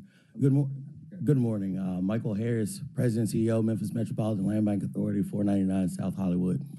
Today, I am here on a different reason. I'm here on behalf of former Councilwoman Patrice Robinson, who's out of the country, who's very actively involved in this program. This is something that she truly believes in and something that is beneficial for our youth. We're wanting to stop taking money from our youth and invest in them. When we're looking at what we're hearing across our communities, the youth need something to do. This program, by design, is going to allow us to partner with nonprofits and churches that are saying, we have programming and we want to help. This program allows us to do that, and it builds in the evaluation, the metrics, and over time ensuring that we're protecting the investment. That's what I have to share with you. Thank you. Councilwoman Zenel. Yes. Thank you. That's all from him, unless someone has any questions for him. Yes, ma'am. Thank you, Councilwoman. Councilman Vice Chairman Canale. You keep speaking about this program. Is there any specifics laid out? Not that I've seen brought to us. It was just the money was allocated and sat there. As far as I know, there's been no plans to get it out the door. And we do have a timeline to get this money spent, or we have to send it back to the federal government. The reason I brought this is because there are thousands of hungry people in the city of Memphis that need help. And Project Green Fork has, by their own work, proven their worthiness. And for transit, many people in the city, this whole body continues to have frustrations with transit. And this is an opportunity, a one-time spend, by the way, to enhance new ideas and new innovation to our transit system. So, look, I'm good either way. 7 votes rules today. Thank you, Mr. Chairman. Thank you, Councilwoman Spurgeon Washington. I just wanted to ask what is in place for the program? Do we have anything for the youth program? Is there something in place already? Yes, ma'am. Yes, ma'am. And what does it consist of? The application process is set to begin. It could begin tomorrow, and have a window of opportunity open to where what's happening, the nonprofits and the churches that are presenting their programs, they're the ones that are saying, hey, this is my best case of what I can do. They're taking that opportunity to submit an application. Our 3-body committee will review these applications, and that's where the programming will be determined. We're letting the churches and the nonprofits bring the best of their best to us so that we can make that decision. And then the program runs on the evaluation method. Okay, and Chair Canale is saying that this is a one-time $150,000 investment. Vice Chairman Canale. Yes, for the transit piece. For the food waste, it's a year over year. We've taken it the last 2 years out of ARPA. So for next year, we'd have to identify a different funding source if we want to continue supporting the project. But for the Forward Innovation Project, it is a one-time spend. The County Commission has sent $200,000 out of committee going before the full body. So they're actually, and we'll see what they do with the full body, but they're going to spend more than we are. It was designed to be a partnership from both sides of the street, along with the private sector. Chair, would it be possible for Councilwoman Johnson to Yes, ma'am. share some sentiments? Absolutely. Councilwoman Johnson, would you, if you don't,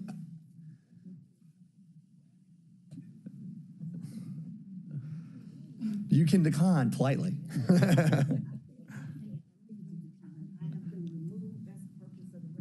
Yes, ma'am. To remove me from this particular situation and place Councilwoman Patrice Robinson there. She happens not to be in town, so she's not here. And the other party is speaking on behalf of the group. Even though you removed, could you share your intended purpose initially before you removed yourself? Is that appropriate? It's really the administration's. Right. Well, I mean, I think what the councilwoman's trying to say is, and look, we all are trying to get good answers here. I think she's concerned about a potential conflict, and that's the issue. So thank you for I think, consideration. yeah. Thank you. Here's the deal. Just to kind of lay it out, I think the council spent. Oh, sorry, Chairman Smiley. I just want, my concern is this. There's literally, I'm looking at this seat, and usually when we're having a presentation, there's someone from the administration here that can articulate where we are. There's no one in this seat. Yeah. There's literally no one in this seat. So what I would like to see happen is someone from the administration who cares about what this council ultimately decides to do with our budget come to the seat and articulate where we are with the funding that this council allocated. I think it was back in December or November or whenever it was. December or November. There's no one here. No one here. For me, it's somewhat disrespectful that no one's here to speak about a program that this council, duly elected council, decided to support then. I don't know if there's any specifics laid out. I don't know anything about it other than, what Mr. Harris is telling us, but Mr. Harris is not a part of the administration. So that's my overarching concern. So even if we move forward with Councilman Canale's proposal, there's still probably a little bit less than $700,000 left for this program, and there's no one in this seat that can tell us what's happening with this money. So those are my concerns. I would like to see, but I'm not even sure I can get there. I would like to see a way that we support both what Councilman Canale is trying to get done, but also this youth initiative that dual elected body decided to support. But literally, I'm looking at an empty seat.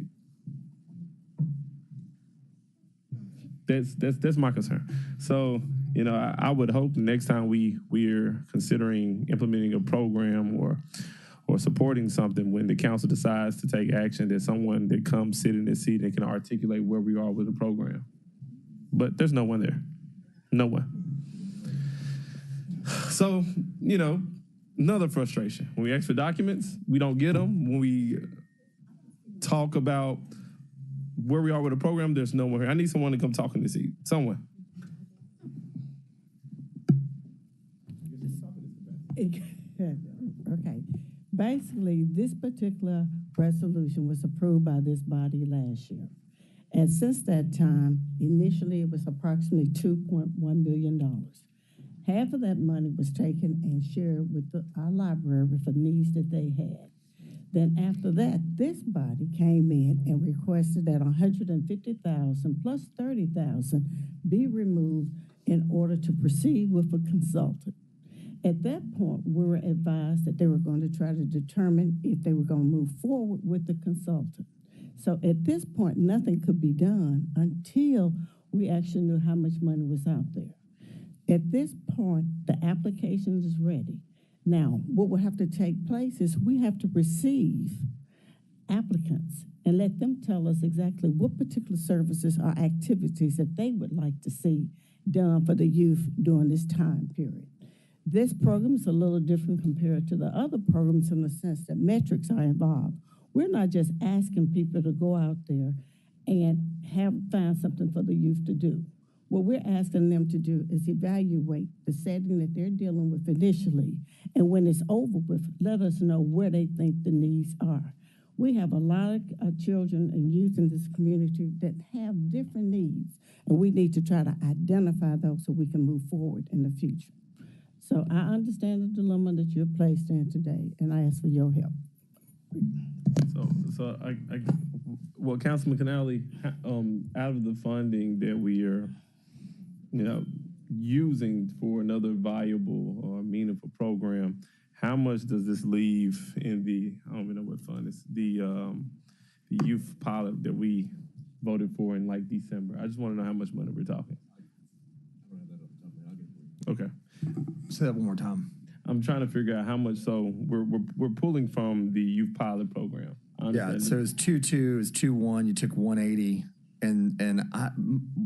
where did you take 200? We're like. So we're like 650,000, or we're looking out of the total 2.2 basically. About 650. Yeah. So then I guess my next question is, assuming there's $650,000 there, let's say that's where we are. How soon will this program be up and running? Tomorrow. So also that. All we have to do is put the application out online. Okay. Administration is going to handle it. Chase. I'm so sorry. All right, hold on. Where are we right now? Yeah. So that question. Yeah, and I've got after that I've got Councilwoman Walker, Green, and Mr. Spinoza, and Councilman Spinoza. Yeah, you're still floor still yours. All right. So based on the information I just received, we're talking about $600,000, slightly over $600,000, to implement a youth pilot that we voted on previously. I know, quote Jones, 7 votes we can move City Hall to Collierville. But I'm not. I would be supportive of continuing the program the way it is. I just need to. I need specificity. I always ask the mayor's administration specificity. But at this point, I know. The applications are available. Okay, so at this point, I would like to see some type of layout of the program. I know we initially said this is where it should look, but we don't have any. Yeah, I got. You put Councilman Easter. Got colleagues. What I'll just say here, because we're bumping really hard up, and we got the DMC's budget. Is two things. One, there's no request for same night minutes on this money. We have 3 weeks in between now and then. I recognize that they want to get the applications live. Hold on. I'm just saying I understand that that's what they want to do. I think the issue that I'm hearing is that they have a program that needs to come and present rapidly. And what I'd be happy to do, since we're going to convene tomorrow, is add them to the wrap up schedule tomorrow, and they can come, and that way we can move forward with today. If Councilman Canale's, it's a recommendation to the full body in 3 weeks. I think if the body wants to take a vote, that's fine. And then it'll allow us to move forward today, to have them come present tomorrow. And especially because it could be incorporated. Remember, this is ARPA funding, so if it's successful, it is a pilot program. Eventually, it's going to have to be incorporated into the city's budget one way or the other. So I think that's what I would, well, I know this is ARPA, but eventually it's a pilot program. So if it works, we're going to say, great, let's incorporate it so we can keep funding it. That's my recommendation as we move forward with a vote on Councilman Canale's. And it could be a vote for no recommendation, or he can withdraw it, somebody can move to hold it, whatever, but we kind of need to move forward, and we're not going to get all the answers for the ARPA program, that's the youth pilot program, so I will bring them tomorrow if they're able, and they can come and present tomorrow during our budget wrap-up. That's, I think, how I'll move it. That being said, I will continue down the queue. Councilwoman Walker, the floor is yours. Was Councilman Ford before me? Man, gonna be quick. I'm not gonna call with division. They've cut a program. Okay? They've cut a program, very important program, and that needs to be taken care of with some of this money. You're looking at anywhere from 20, 25 young people that, hey, very good program. Well, I'm gonna say it, I ain't scared to say it. Shout to police, okay, district, down in our district, okay? Yeah, hey, well, they need to get rid of him too. But that's money, and these children that they were helping, and these were young adults, 13, 14, up to 18 years old, okay? We need to still help them. And then, like I said, but that was cut, and I don't know if it was cut in some of those other areas. And it was cut not because of the money, it was cut because of spite. Bad people running something, okay? And I hope you hear me today. You know, I'm just being honest. Bad people, you get rid of bad people, you know, especially when our youth are involved, because, hey, it hurts them, okay? This program has been for years. All of a sudden, you pissed at one person and said, no, you can't have it. That kind of disturbing, okay? So some of that money, and y'all need to, you know what I'm talking about. Yep, and then that's in my area too, and Miss Councilwoman Walker's area, hey, our area. So, hey, we need to help as many as we can. Everybody want to talk about our young folks and what's going on. Hey, we got to keep them busy. If you keep them busy, you keep them out of trouble, okay? But when you want to cut something, oh, yeah, they got to do something in order, and that's where we stand with trouble, okay? I'm just being honest.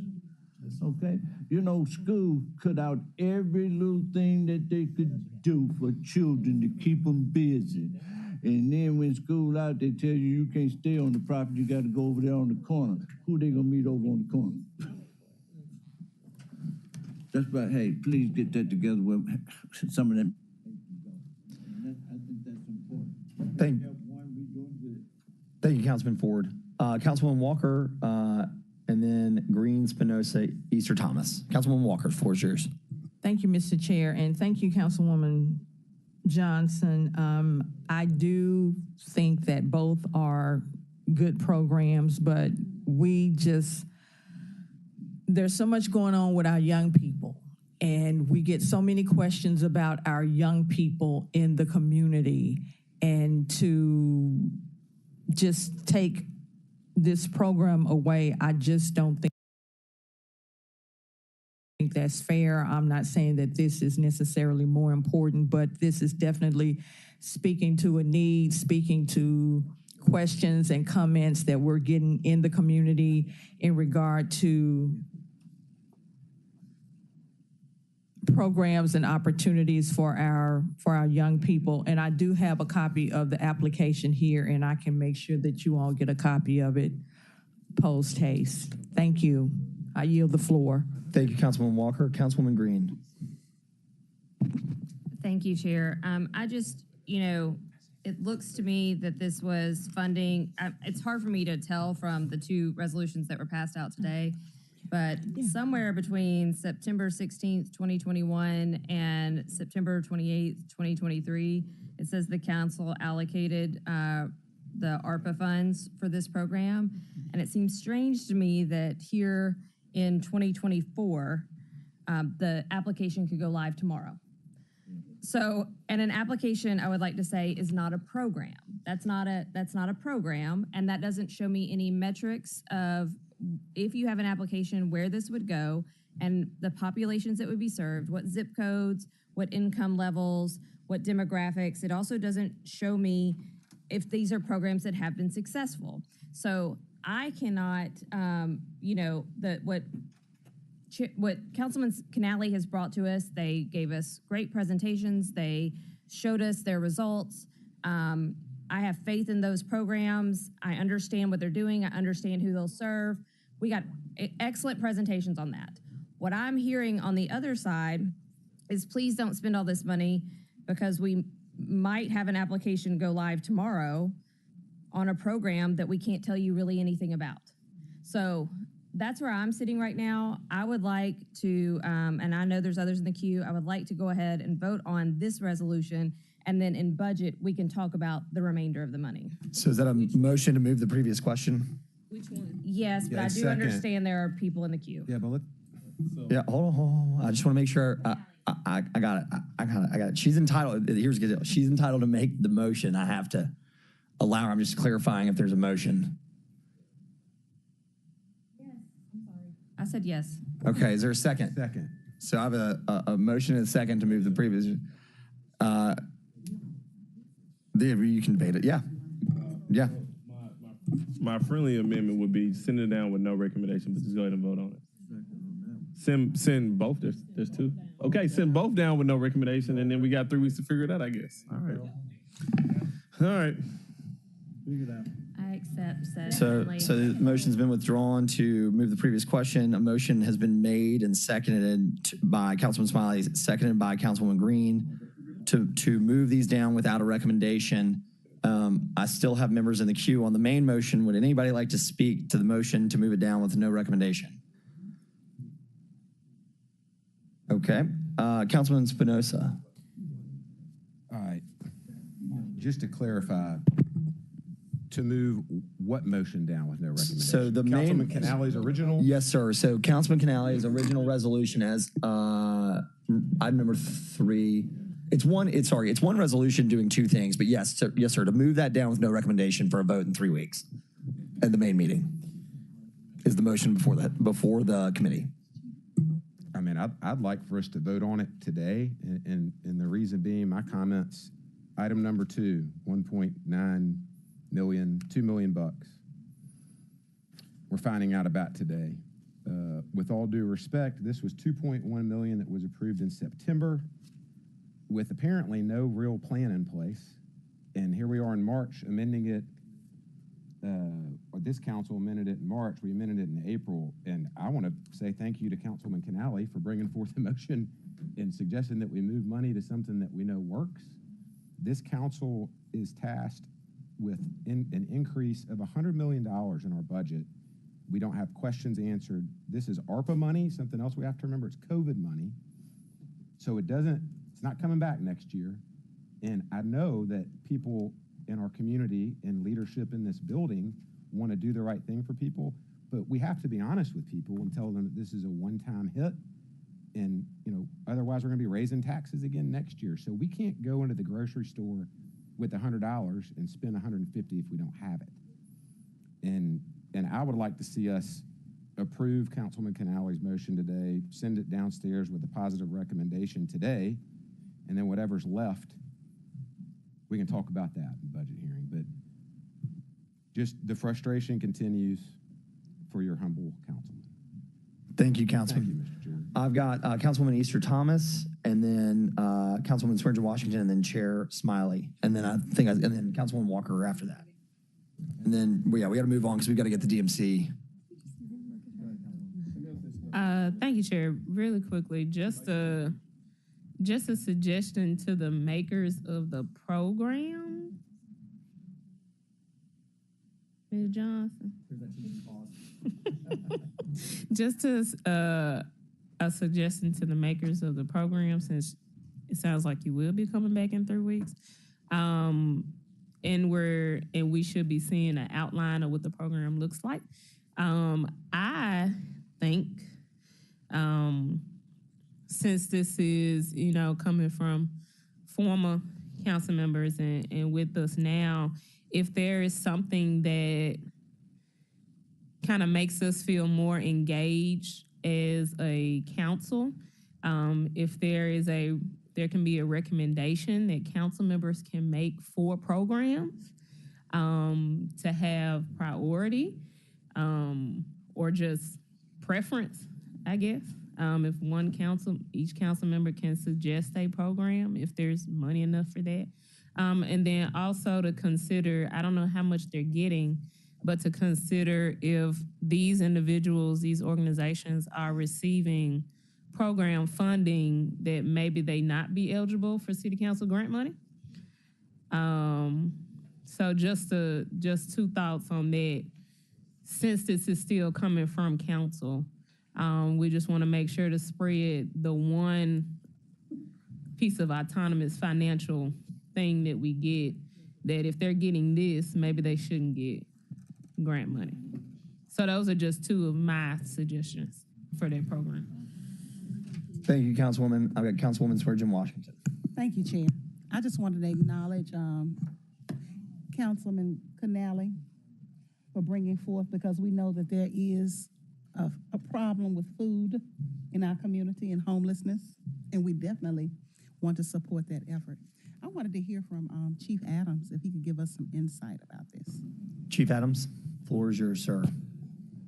All right. So I'll try to follow the bouncing ball. What I understand about these funds, they were originally designated or proposed in last year's budget under youth services. Right. Those funds were taken or reallocated from youth services to libraries, and libraries were to develop a program. Libraries developed or expanded its program to the extent that it could. This administration brought back to this council what it could, which was expanded of its coding and its expanded electronic book and library services to the tune of $1.1 million. And it returned back to this council $1.1 million in ARPA funding, understanding that they could not spend the remainder of the funds. So to which it was to this council's ability to spend, but it had always been this council's desire to spend the funds for youth programming. And I'll back that up. As the one that made the motion last year, we moved a bunch of money around and we had to piecemeal together what we thought was a complete budget. But the intent was to put $2 million to expanded programming. We knew libraries at the time had programs in place, that the need was there. And I think Chief Adams chose his words wisely, very much like a lawyer, to where they're tapped out, right? So giving libraries more money today for these programs, they can't hire and get it going. And so and what he's saying, basically, they came back and said, we have $1 million extra bucks. We know you want youth programming. We'd like to try a pilot program, which is the program being put forward, versus expanding employ or doing MAP, which, by the way, the body can come back to somebody who made the joke about Chairman Jones. The body can come back with 7 votes and say, we'd rather expand the MAP program, or we'd rather do X, Y, and Z. But I do think it's important to acknowledge the fact that the prior council wanted youth service, and for this council, youth services were important. And the administration took the initiative to say, we'd like to try a new style program. But to the council's point, I think they'd like to learn a little bit more about the specifics of the program, which I would love to do tomorrow. So just to make sure it's fair and on the record. Councilwoman Walker, if you'll take us home with closing remarks.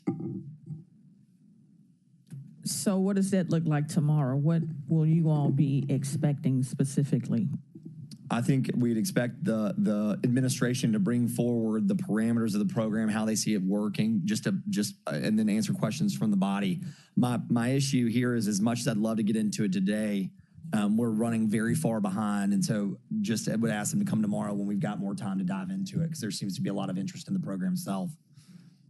Okay, thank you, and I yield the floor. Thank you, ma'am. So I just want to be clear, very crystal clear. The administration's program was what was expanded within the libraries. The other program with the $1.1 million was actually that of the former councilwoman, which was still out for application, and she is away. Hold on. No, that's not the administration's. But the reality is that the body appropriated it to the pilot program. The administration is still responsible for administering and contracting and overseeing that once the council approves the money. So if you guys don't know what you're overseeing, appropriating, and contracting with, we have an even bigger problem. But we came back and we returned it saying we cannot spend any more of that money. We were responsible saying... I got it. All right. Look, I got you. I hear you. I'll stipulate that. So here's the jam. When can somebody come and articulate the actual program? And I'm happy to... But she will be back first next week. Okay. Then let's do this. We will coordinate with Councilwoman Robinson, and we will the budget committee will make sure that this item is heard as soon as it is able, and we will give due notice to members and the public about when and what day that we'll have the wrap up on. Cool? Does that work? Thank you. Right. Yes, ma'am. Thank you. That being said, we are now back to the main motion to send this item down with no recommendation. All those in favor signify by saying aye. It's just hold on. Let me clarify. I'm sorry. We have this resolution. All right. The only thing on the table right now is item number 3. We can take this resolution that Councilwoman Walker, that she brought, and we can do it. We can take it up right after we vote on this first one. We've got to dispose of this first. So let's dispose of item number 3.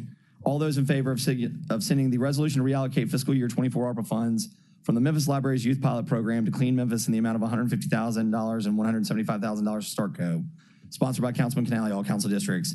Sitting that down with no recommendation, signify by saying aye. Aye. I have a resolution that's being presented by Councilwoman Walker, a resolution to amend the youth pilot program by the American Rescue Plan Act, ARPA. Can I have a motion and a second to send this item down with no recommendation? Seconded. Moved by Ford, seconded by Smiley. All those in favor signify by saying aye. Aye. All right, both items go down. 3, boom, 4, boom. 5,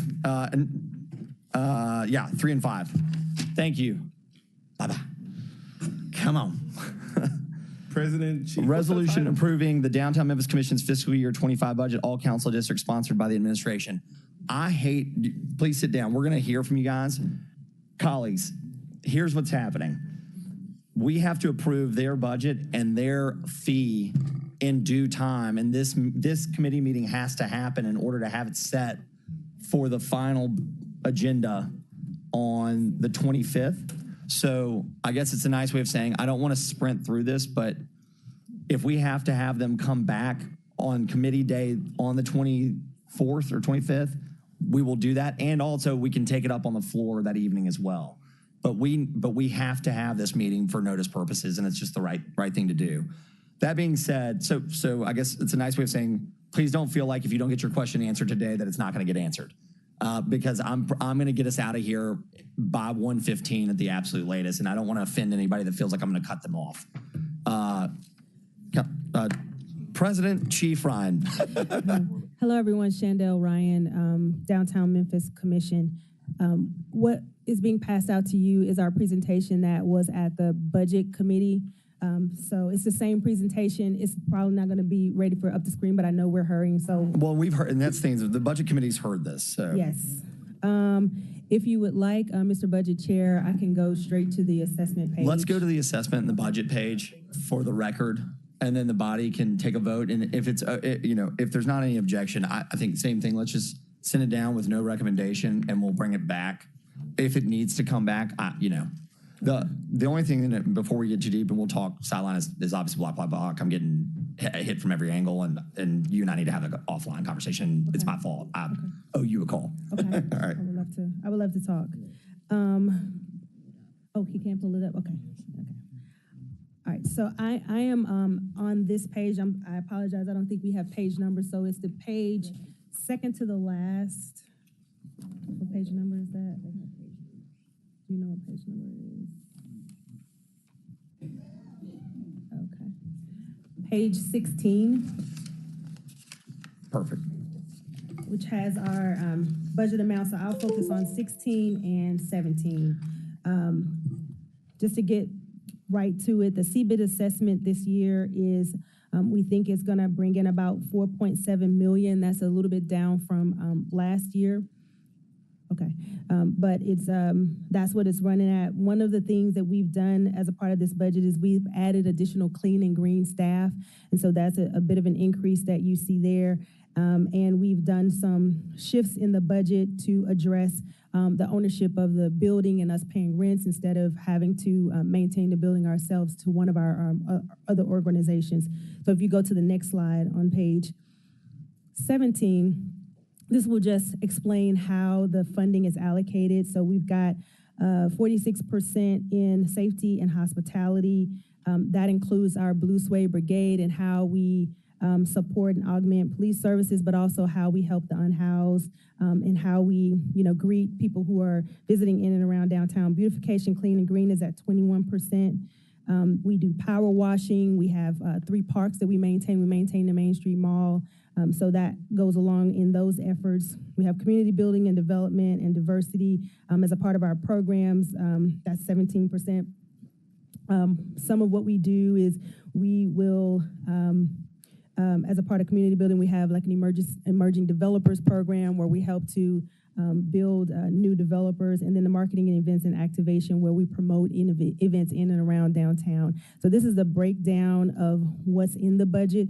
It is not a decrease year over year for safety and hospitality. Percentage-wise, it looks like that's because the budget is more for FY25 than FY24. It is still allocated at $2.4 million. And that is the budget. Perfect. For the record and all the tens of people watching, who pays the CBID? What is the CBID and who pays it? The CBID is paid by resident commercial property owners within the CBID area, which is mapped out on the DMC's website, but it's basically the core of downtown. Can the CBID be abated through pilot programs? No. Oh, right. So it's paid only by the Central Business Improvement District, commercial players. If they have a pilot, they still pay the full fee. Can the money be spent anywhere else? No. No. And it's only appraised values, buildings or parcels appraised over $25,000. Perfect. Yes, thank you. So I guess it's a point of saying it's only this group. It only impacts them. It helps with the core. It supports services. It's a fee. All right. Colleagues, any questions, comments? All right. We're going to send this down. And what I will say is, again, please take time if you do have any questions, because this is still a significant approval. I think sometimes it kind of takes a backseat. But if you have any questions or comments, please get with the Downtown Memphis Commission over the coming weeks and let me know if you intend to bring them back, or and especially let them know so they can prepare. And then if you guys get any inquiries you think may be beneficial to the whole council, spin them up to us and we'll distribute them. We'll do, and I'll get on your calendar. Yeah, well, that one's on me. Okay. All those in favor of sending this down with no recommendation signify by saying aye. Aye. No opposed. This item goes down with no recommendation in 3 weeks. Seeing no other business before this body, we are adjourned. We are headed into an open attorney-client. Hey, we may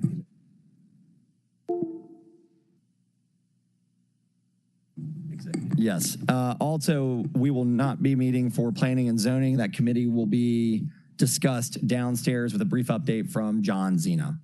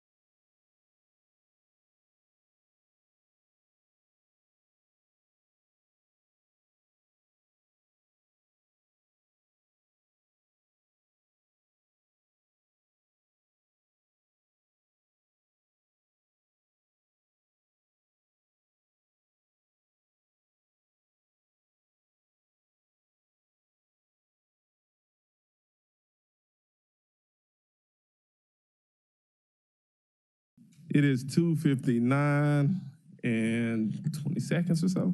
I call the June 4th, 2024 executive session of order. Ms. Hyman, you know what to do. Councilman Canale? Here. Councilman Carlisle? Councilwoman Cooper Sutton? Councilwoman Easter Thomas? Councilman Ford? Councilwoman Green? Councilman Spinoza? Councilwoman Swearingen Washington? Present. Councilwoman Walker? Present. Councilwoman Moon? Councilwoman White? And Chairman Smiley. Councilwoman Cooper Sutton. I think she's here virtually. Hello? I just wanted to acknowledge that you were here virtually, and even though you're not feeling well, we appreciate you being here, Councilwoman, virtually. We have 2 items on the agenda, but before we get to the items on the agenda, Director Zena would like to address the body. Director Zena, the floor is yours. Thank you, Chairman Smiley. John Zena, Planning and Development. There was an item on planning and zoning that we didn't get to today. I believe I'll do that in 3 weeks. Is that right, Councilman Canale? Okay. But I did just want to make sure that the body knew, because we're going to be doing some media starting this week about the Memphis 3.0 5-year plan update. What that entailed generally. I've spoken to most of you already. All of you should have information either in print or email about the update. But starting in August, we're going to begin workshops in the 14 planning districts of the city to update Memphis 3.0. There's going to be some specific things that we're trying to accomplish with the update. One of them being updating the implementation priorities for each planning district, replacing many that were accomplished as a part of Accelerate Memphis. So it'll be an opportunity to speak with communities about new priorities, and particularly in areas where maybe there hasn't been an Accelerate Memphis project yet, and what the next 5 years could hold in terms of that. And then the other big thing being reviewing and revising the future land use map in preparation for creating a citywide rezoning plan to bring the zoning in conformance with the comprehensive plan. We'll move sort of planning district by planning district. So it begins in August, but we may not get to some areas of the city until next year. We'll conclude the process by next July 2025, and ultimately have everything wrapped up by the end of the year. Again, I will have more to share in 3 weeks, but I did just want to make sure you all were aware.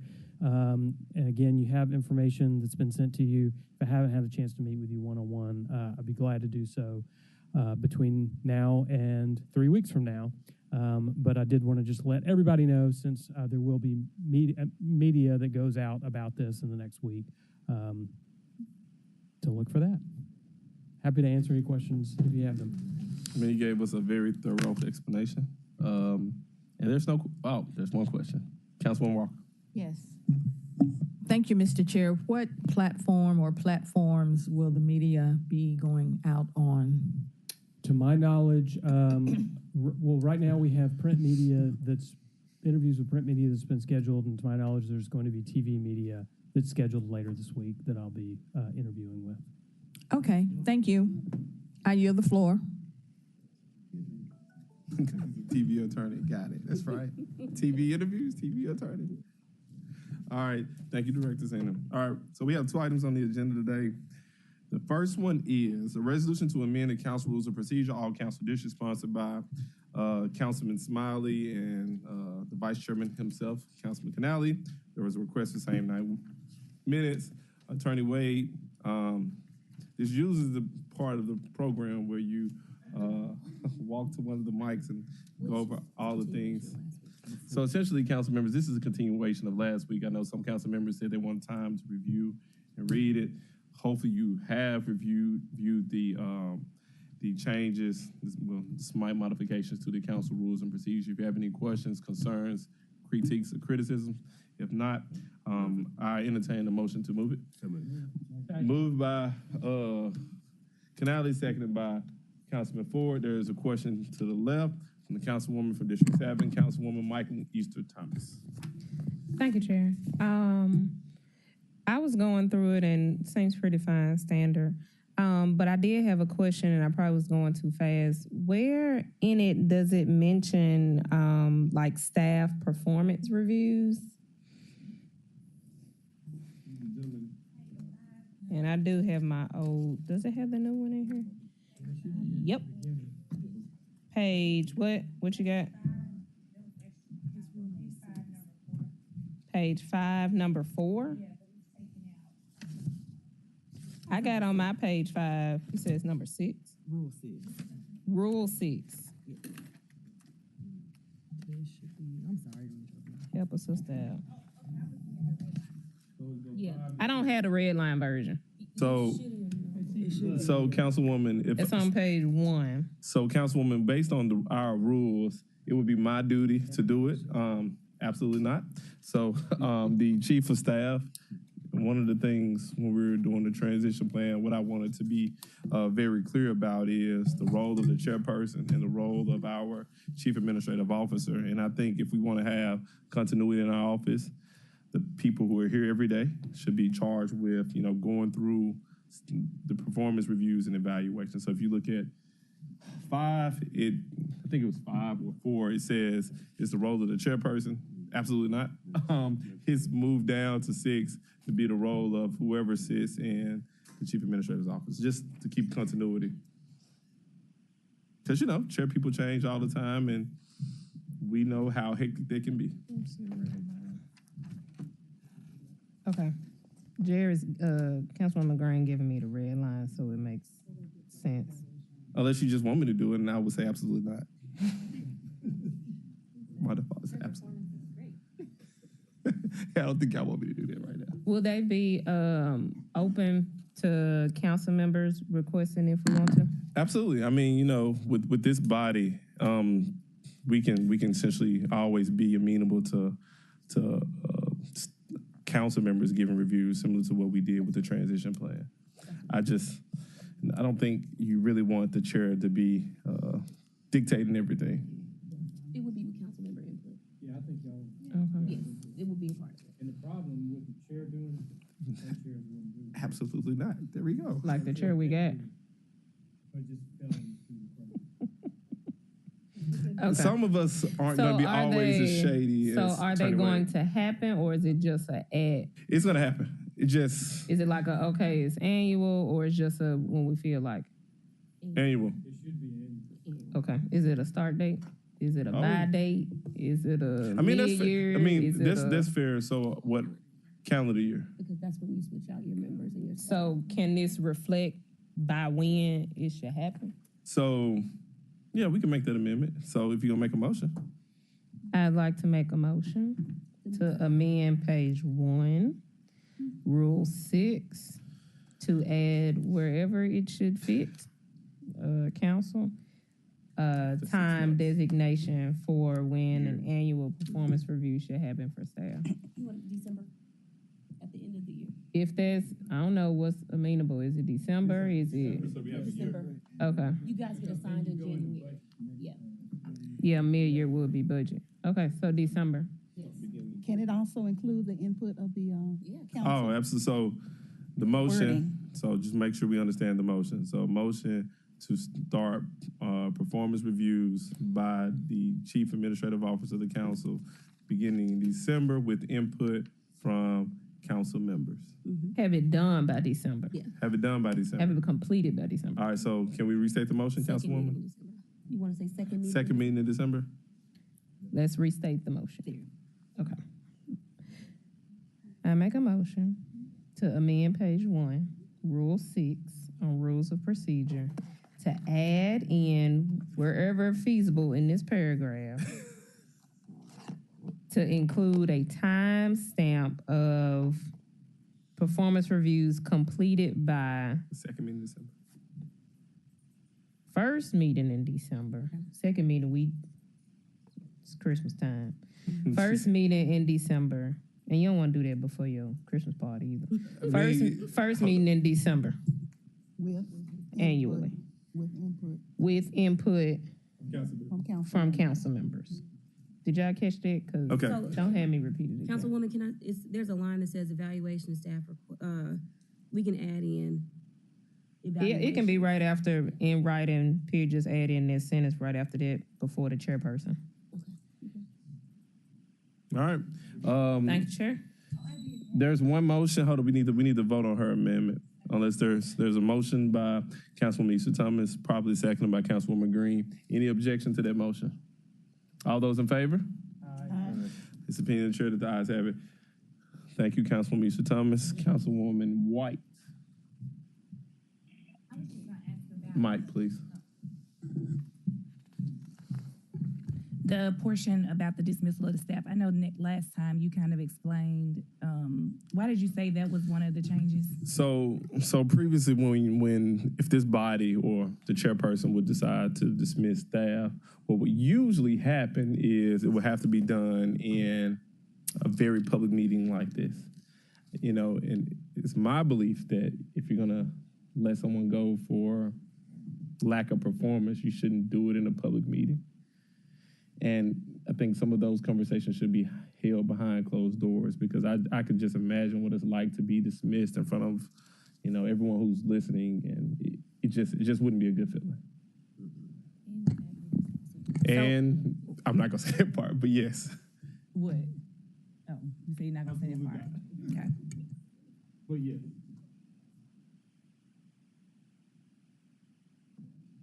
So any other questions about the council rules and procedures?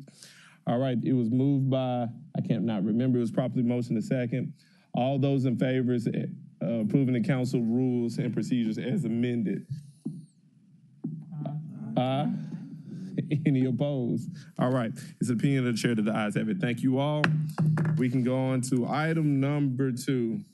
We have about 12 minutes or so. Item number 2, presentation regarding moral budget. All council dishes requested by Councilwoman Cooper Sutton. Councilwoman Cooper Sutton, you have the floor. I hope you can hear me. And we have the individuals here to present the moral budget, Councilwoman. If you're not, I'm just going to bring them up. Okay, can you hear me? Yes, we hear you. Okay.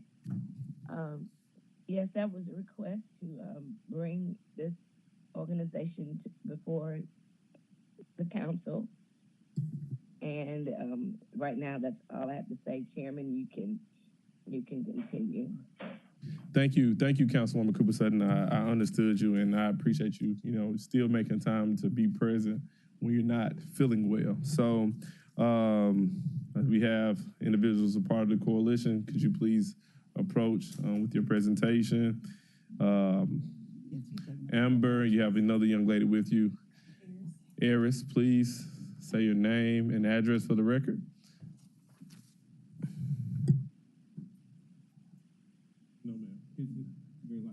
Hello, okay.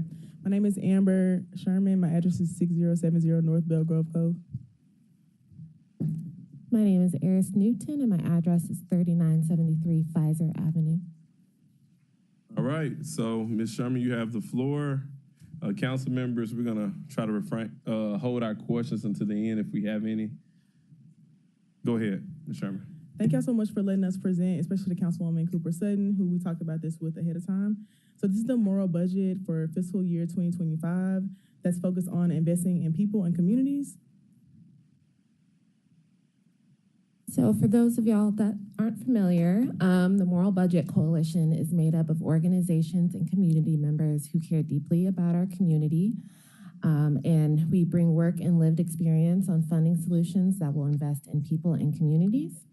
And so since 2021, the Moral Budget has been calling on the city and county to increase sustainable revenue and fund the services and systems that increase our well-being, because we're all safer when our communities have what they need to be thriving, healthy, and whole. And I do want to just recognize some of our members of the Budget Coalition. Benita is here. We have folks from Hill 901 as well as some folks from Momentum Memphis who showed up to support us. And we have a lot of other coalition members who couldn't be here just because it's in the middle of the day on a work day. So the first thing we want to talk about is youth mental health. So as part of the transition team for Mayor Young, I was on supporting our youth transition team, and we talked to about 400 youth. And one of the top issues was youth mental health. They brought it up consistently, and so we think it's really imperative to have a line item specifically for investment in youth mental health. That ask is for a $600,000 investment in youth mental health, funding a micro-transit program to give students access to therapy services. There's going to be a program coming from the county that's going to provide free therapy, but one of the top issues as well they talked about is having no transportation. And so we thought piloting a micro-transit program, like similar to the Matter Groove, but usually in a bigger vehicle and like covering specific areas, would really help to fill that access gap for students. And then also stipends to support therapists paying for clinical supervision. And so we have a lot of therapists here in Memphis who are trying to get their clinical supervision hours done, but you do have to pay for those. And so providing a small stipend, it wouldn't cover the entirety of the cost, but just providing a small stipend to kind of help them get through that process and not have to stall them longer because they're having to work to be able to pay for the hours. The other thing we wanted to really mention is having an opportunity workforce fund. There are upwards of 45,000 opportunity youth in Memphis, and we've heard y'all talk about opportunity youth here in the council and the mayor as well, so we know that that's a hot topic. And those folks are out of work and are not in school, and so they need intensive support to receive soft skills and technical skills training and to enter the workforce in living wage entry-level jobs that will provide a path to long-term career pathways and economic mobility. We organize this line item with the Collective Blueprint, who works with those folks who are opportunity youth. And we feel that actually providing an opportunity workforce fund with a $2 million investment in youth will really help to bridge the gap that we see with opportunity youth.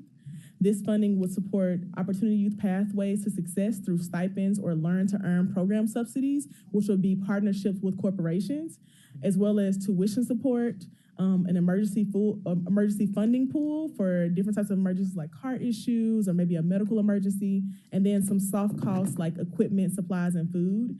And the workforce fund will be out of current buildings like the community centers or libraries, so we wouldn't be paying for a new building or anything. We would just be using the current spaces that already exist that don't have services in them 24/7 or as often.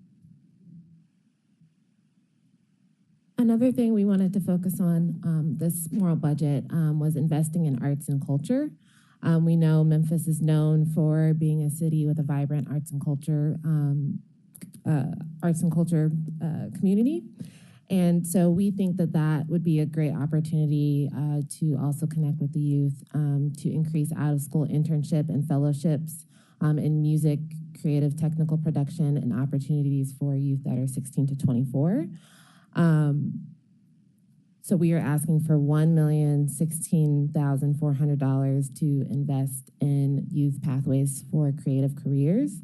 This funding would support training and internship opportunities that would prepare youth for careers in arts, audiovisual, visual technology, music production, design, and communications. These particular skills can, make them productive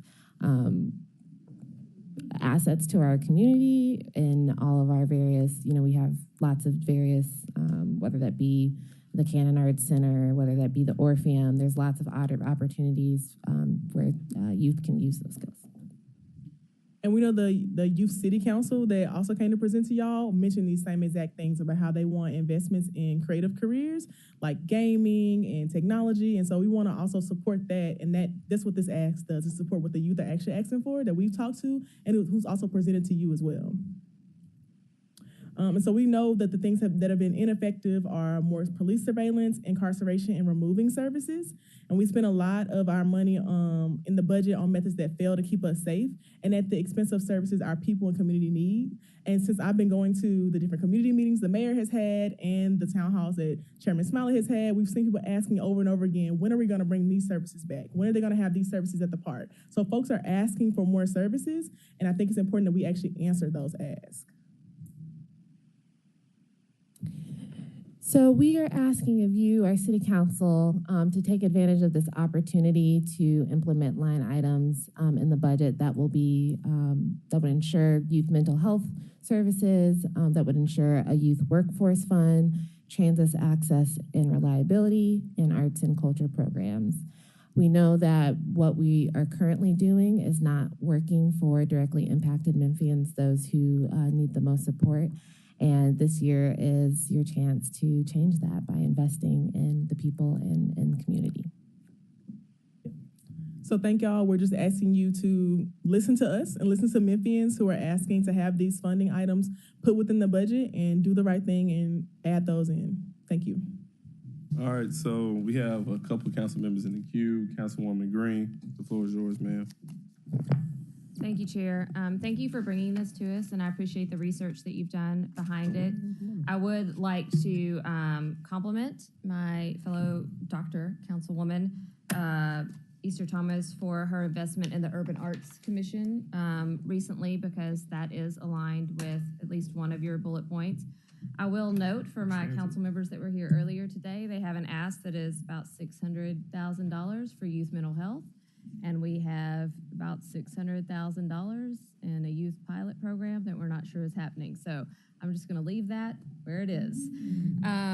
And I think these are all really worthy initiatives and causes, and I appreciate that you've brought them to the forefront, because I say often that budgets are moral documents, and if you show me yours and you show me what you care about. So thank you for coming today.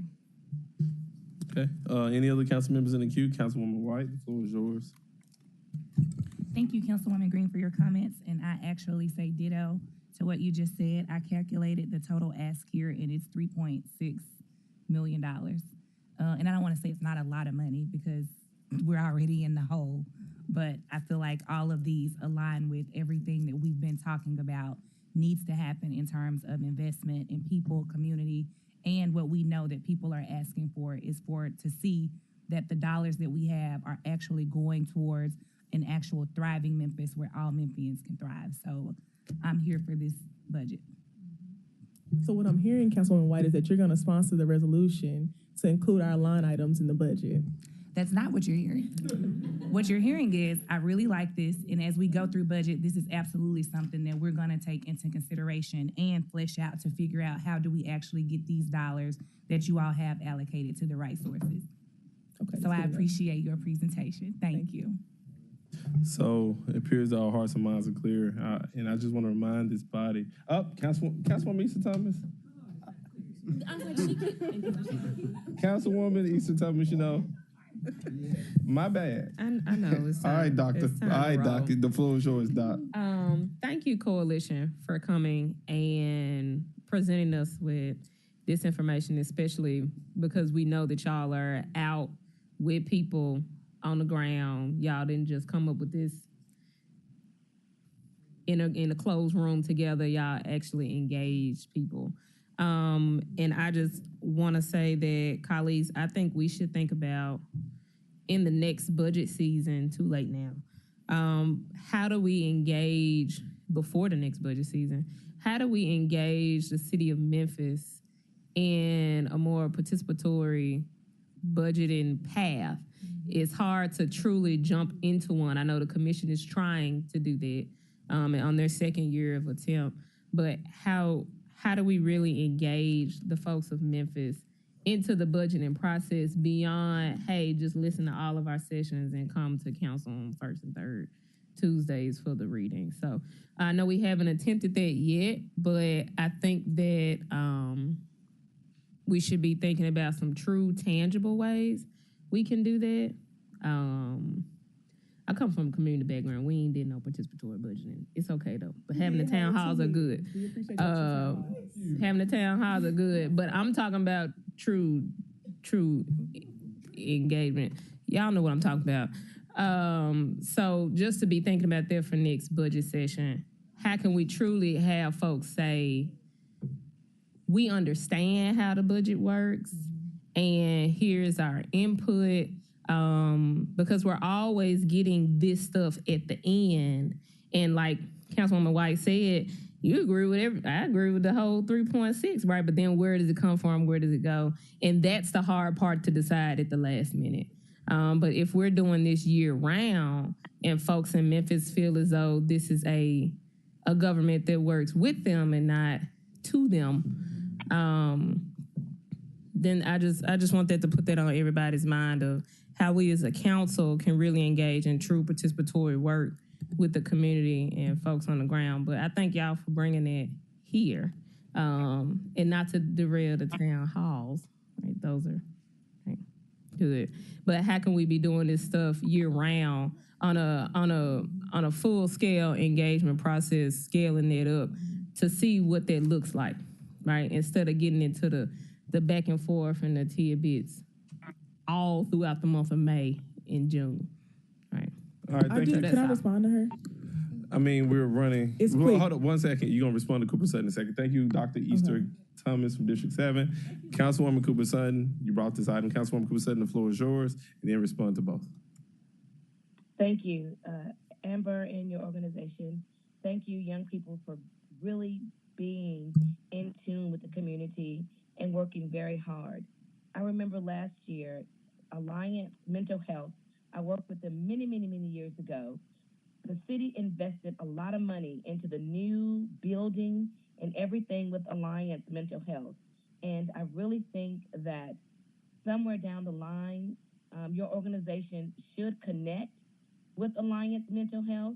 I've seen the work over many years that they've done with the youth and with our community, but they have a huge facility that we have already invested in. And I think that you all should be partnering with them. There should be some type of collaboration with Alliance Mental Health, because we, the city, gave the taxpayers money to invest in mental health. And if you really don't understand the importance of mental health, it is very serious for our young people. I just had a meeting with a young lady that was in my office, she and her mother, and it literally brought me to tears because she was dealing with some mental health issues.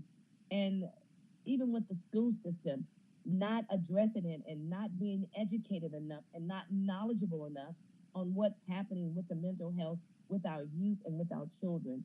So this is very important. Mental health in youth is very important to me. I worked with Lakeside many, many years ago. I worked with Park, escaping my mind, many, many years ago. And it was something that we saw coming down the road with our youth that has not been addressed properly. So I would love to see your organization partner with Alliance Health. They have an amazing organization there for mental health. Children, families, all of that is already included in all of that. And so I would love to see you all work with them and partner with them as well. I give the floor. Thank you. Thank you. Councilwoman Cooper Sutton, thank you for having this item and requesting this item to be an executive. Amber Sherman, Ms. Sherman. So I the want to word say of the day for the rest of the day, brevity. I mean, I only had one sentence, but you. Okay, go ahead. I just want to say thank y'all for letting us present and to answer Councilwoman Michael and Easter Thomas. We actually requested meetings and to present like almost 2 months ago. It's taken a very long time. And so I do think that we should also consider that folks have wanted to talk to y'all and present this, but it's been pushed back multiple times and folks have not responded to us. So it took a very long time for us to even get to do the presentation, and it happened to be towards the end. But we want to make sure that y'all heard this because we want to make sure that the citizens' concerns are being heard. So next time, if we are going to do a participatory budgeting process, I would say to include us because we actually have a whole outline for how to do that. And also like be more responsive to folks who are reaching out because we reached out several times. Thank you. So what I would suggest that you do going forward is just like you all get the budget, we get the budget. I would suggest that you reach out to the mayor's administration probably December and January because that's when they're trying to put it together. And then hopefully when we get the budget, it will include, if not all, some of those things that you brought forth. All right, thank you so much. All right, that's the end of item number 2. And truly thank y'all for participating in this process. All right. So I'll make a couple announcements. Item 4, 5, and 6 will be held until June 25th, 2024. Budget ordinances. Budget ordinances. We're holding it until June 25th, 2024. Is our mic off? All right, that brings us to our add-on items 7 and 8.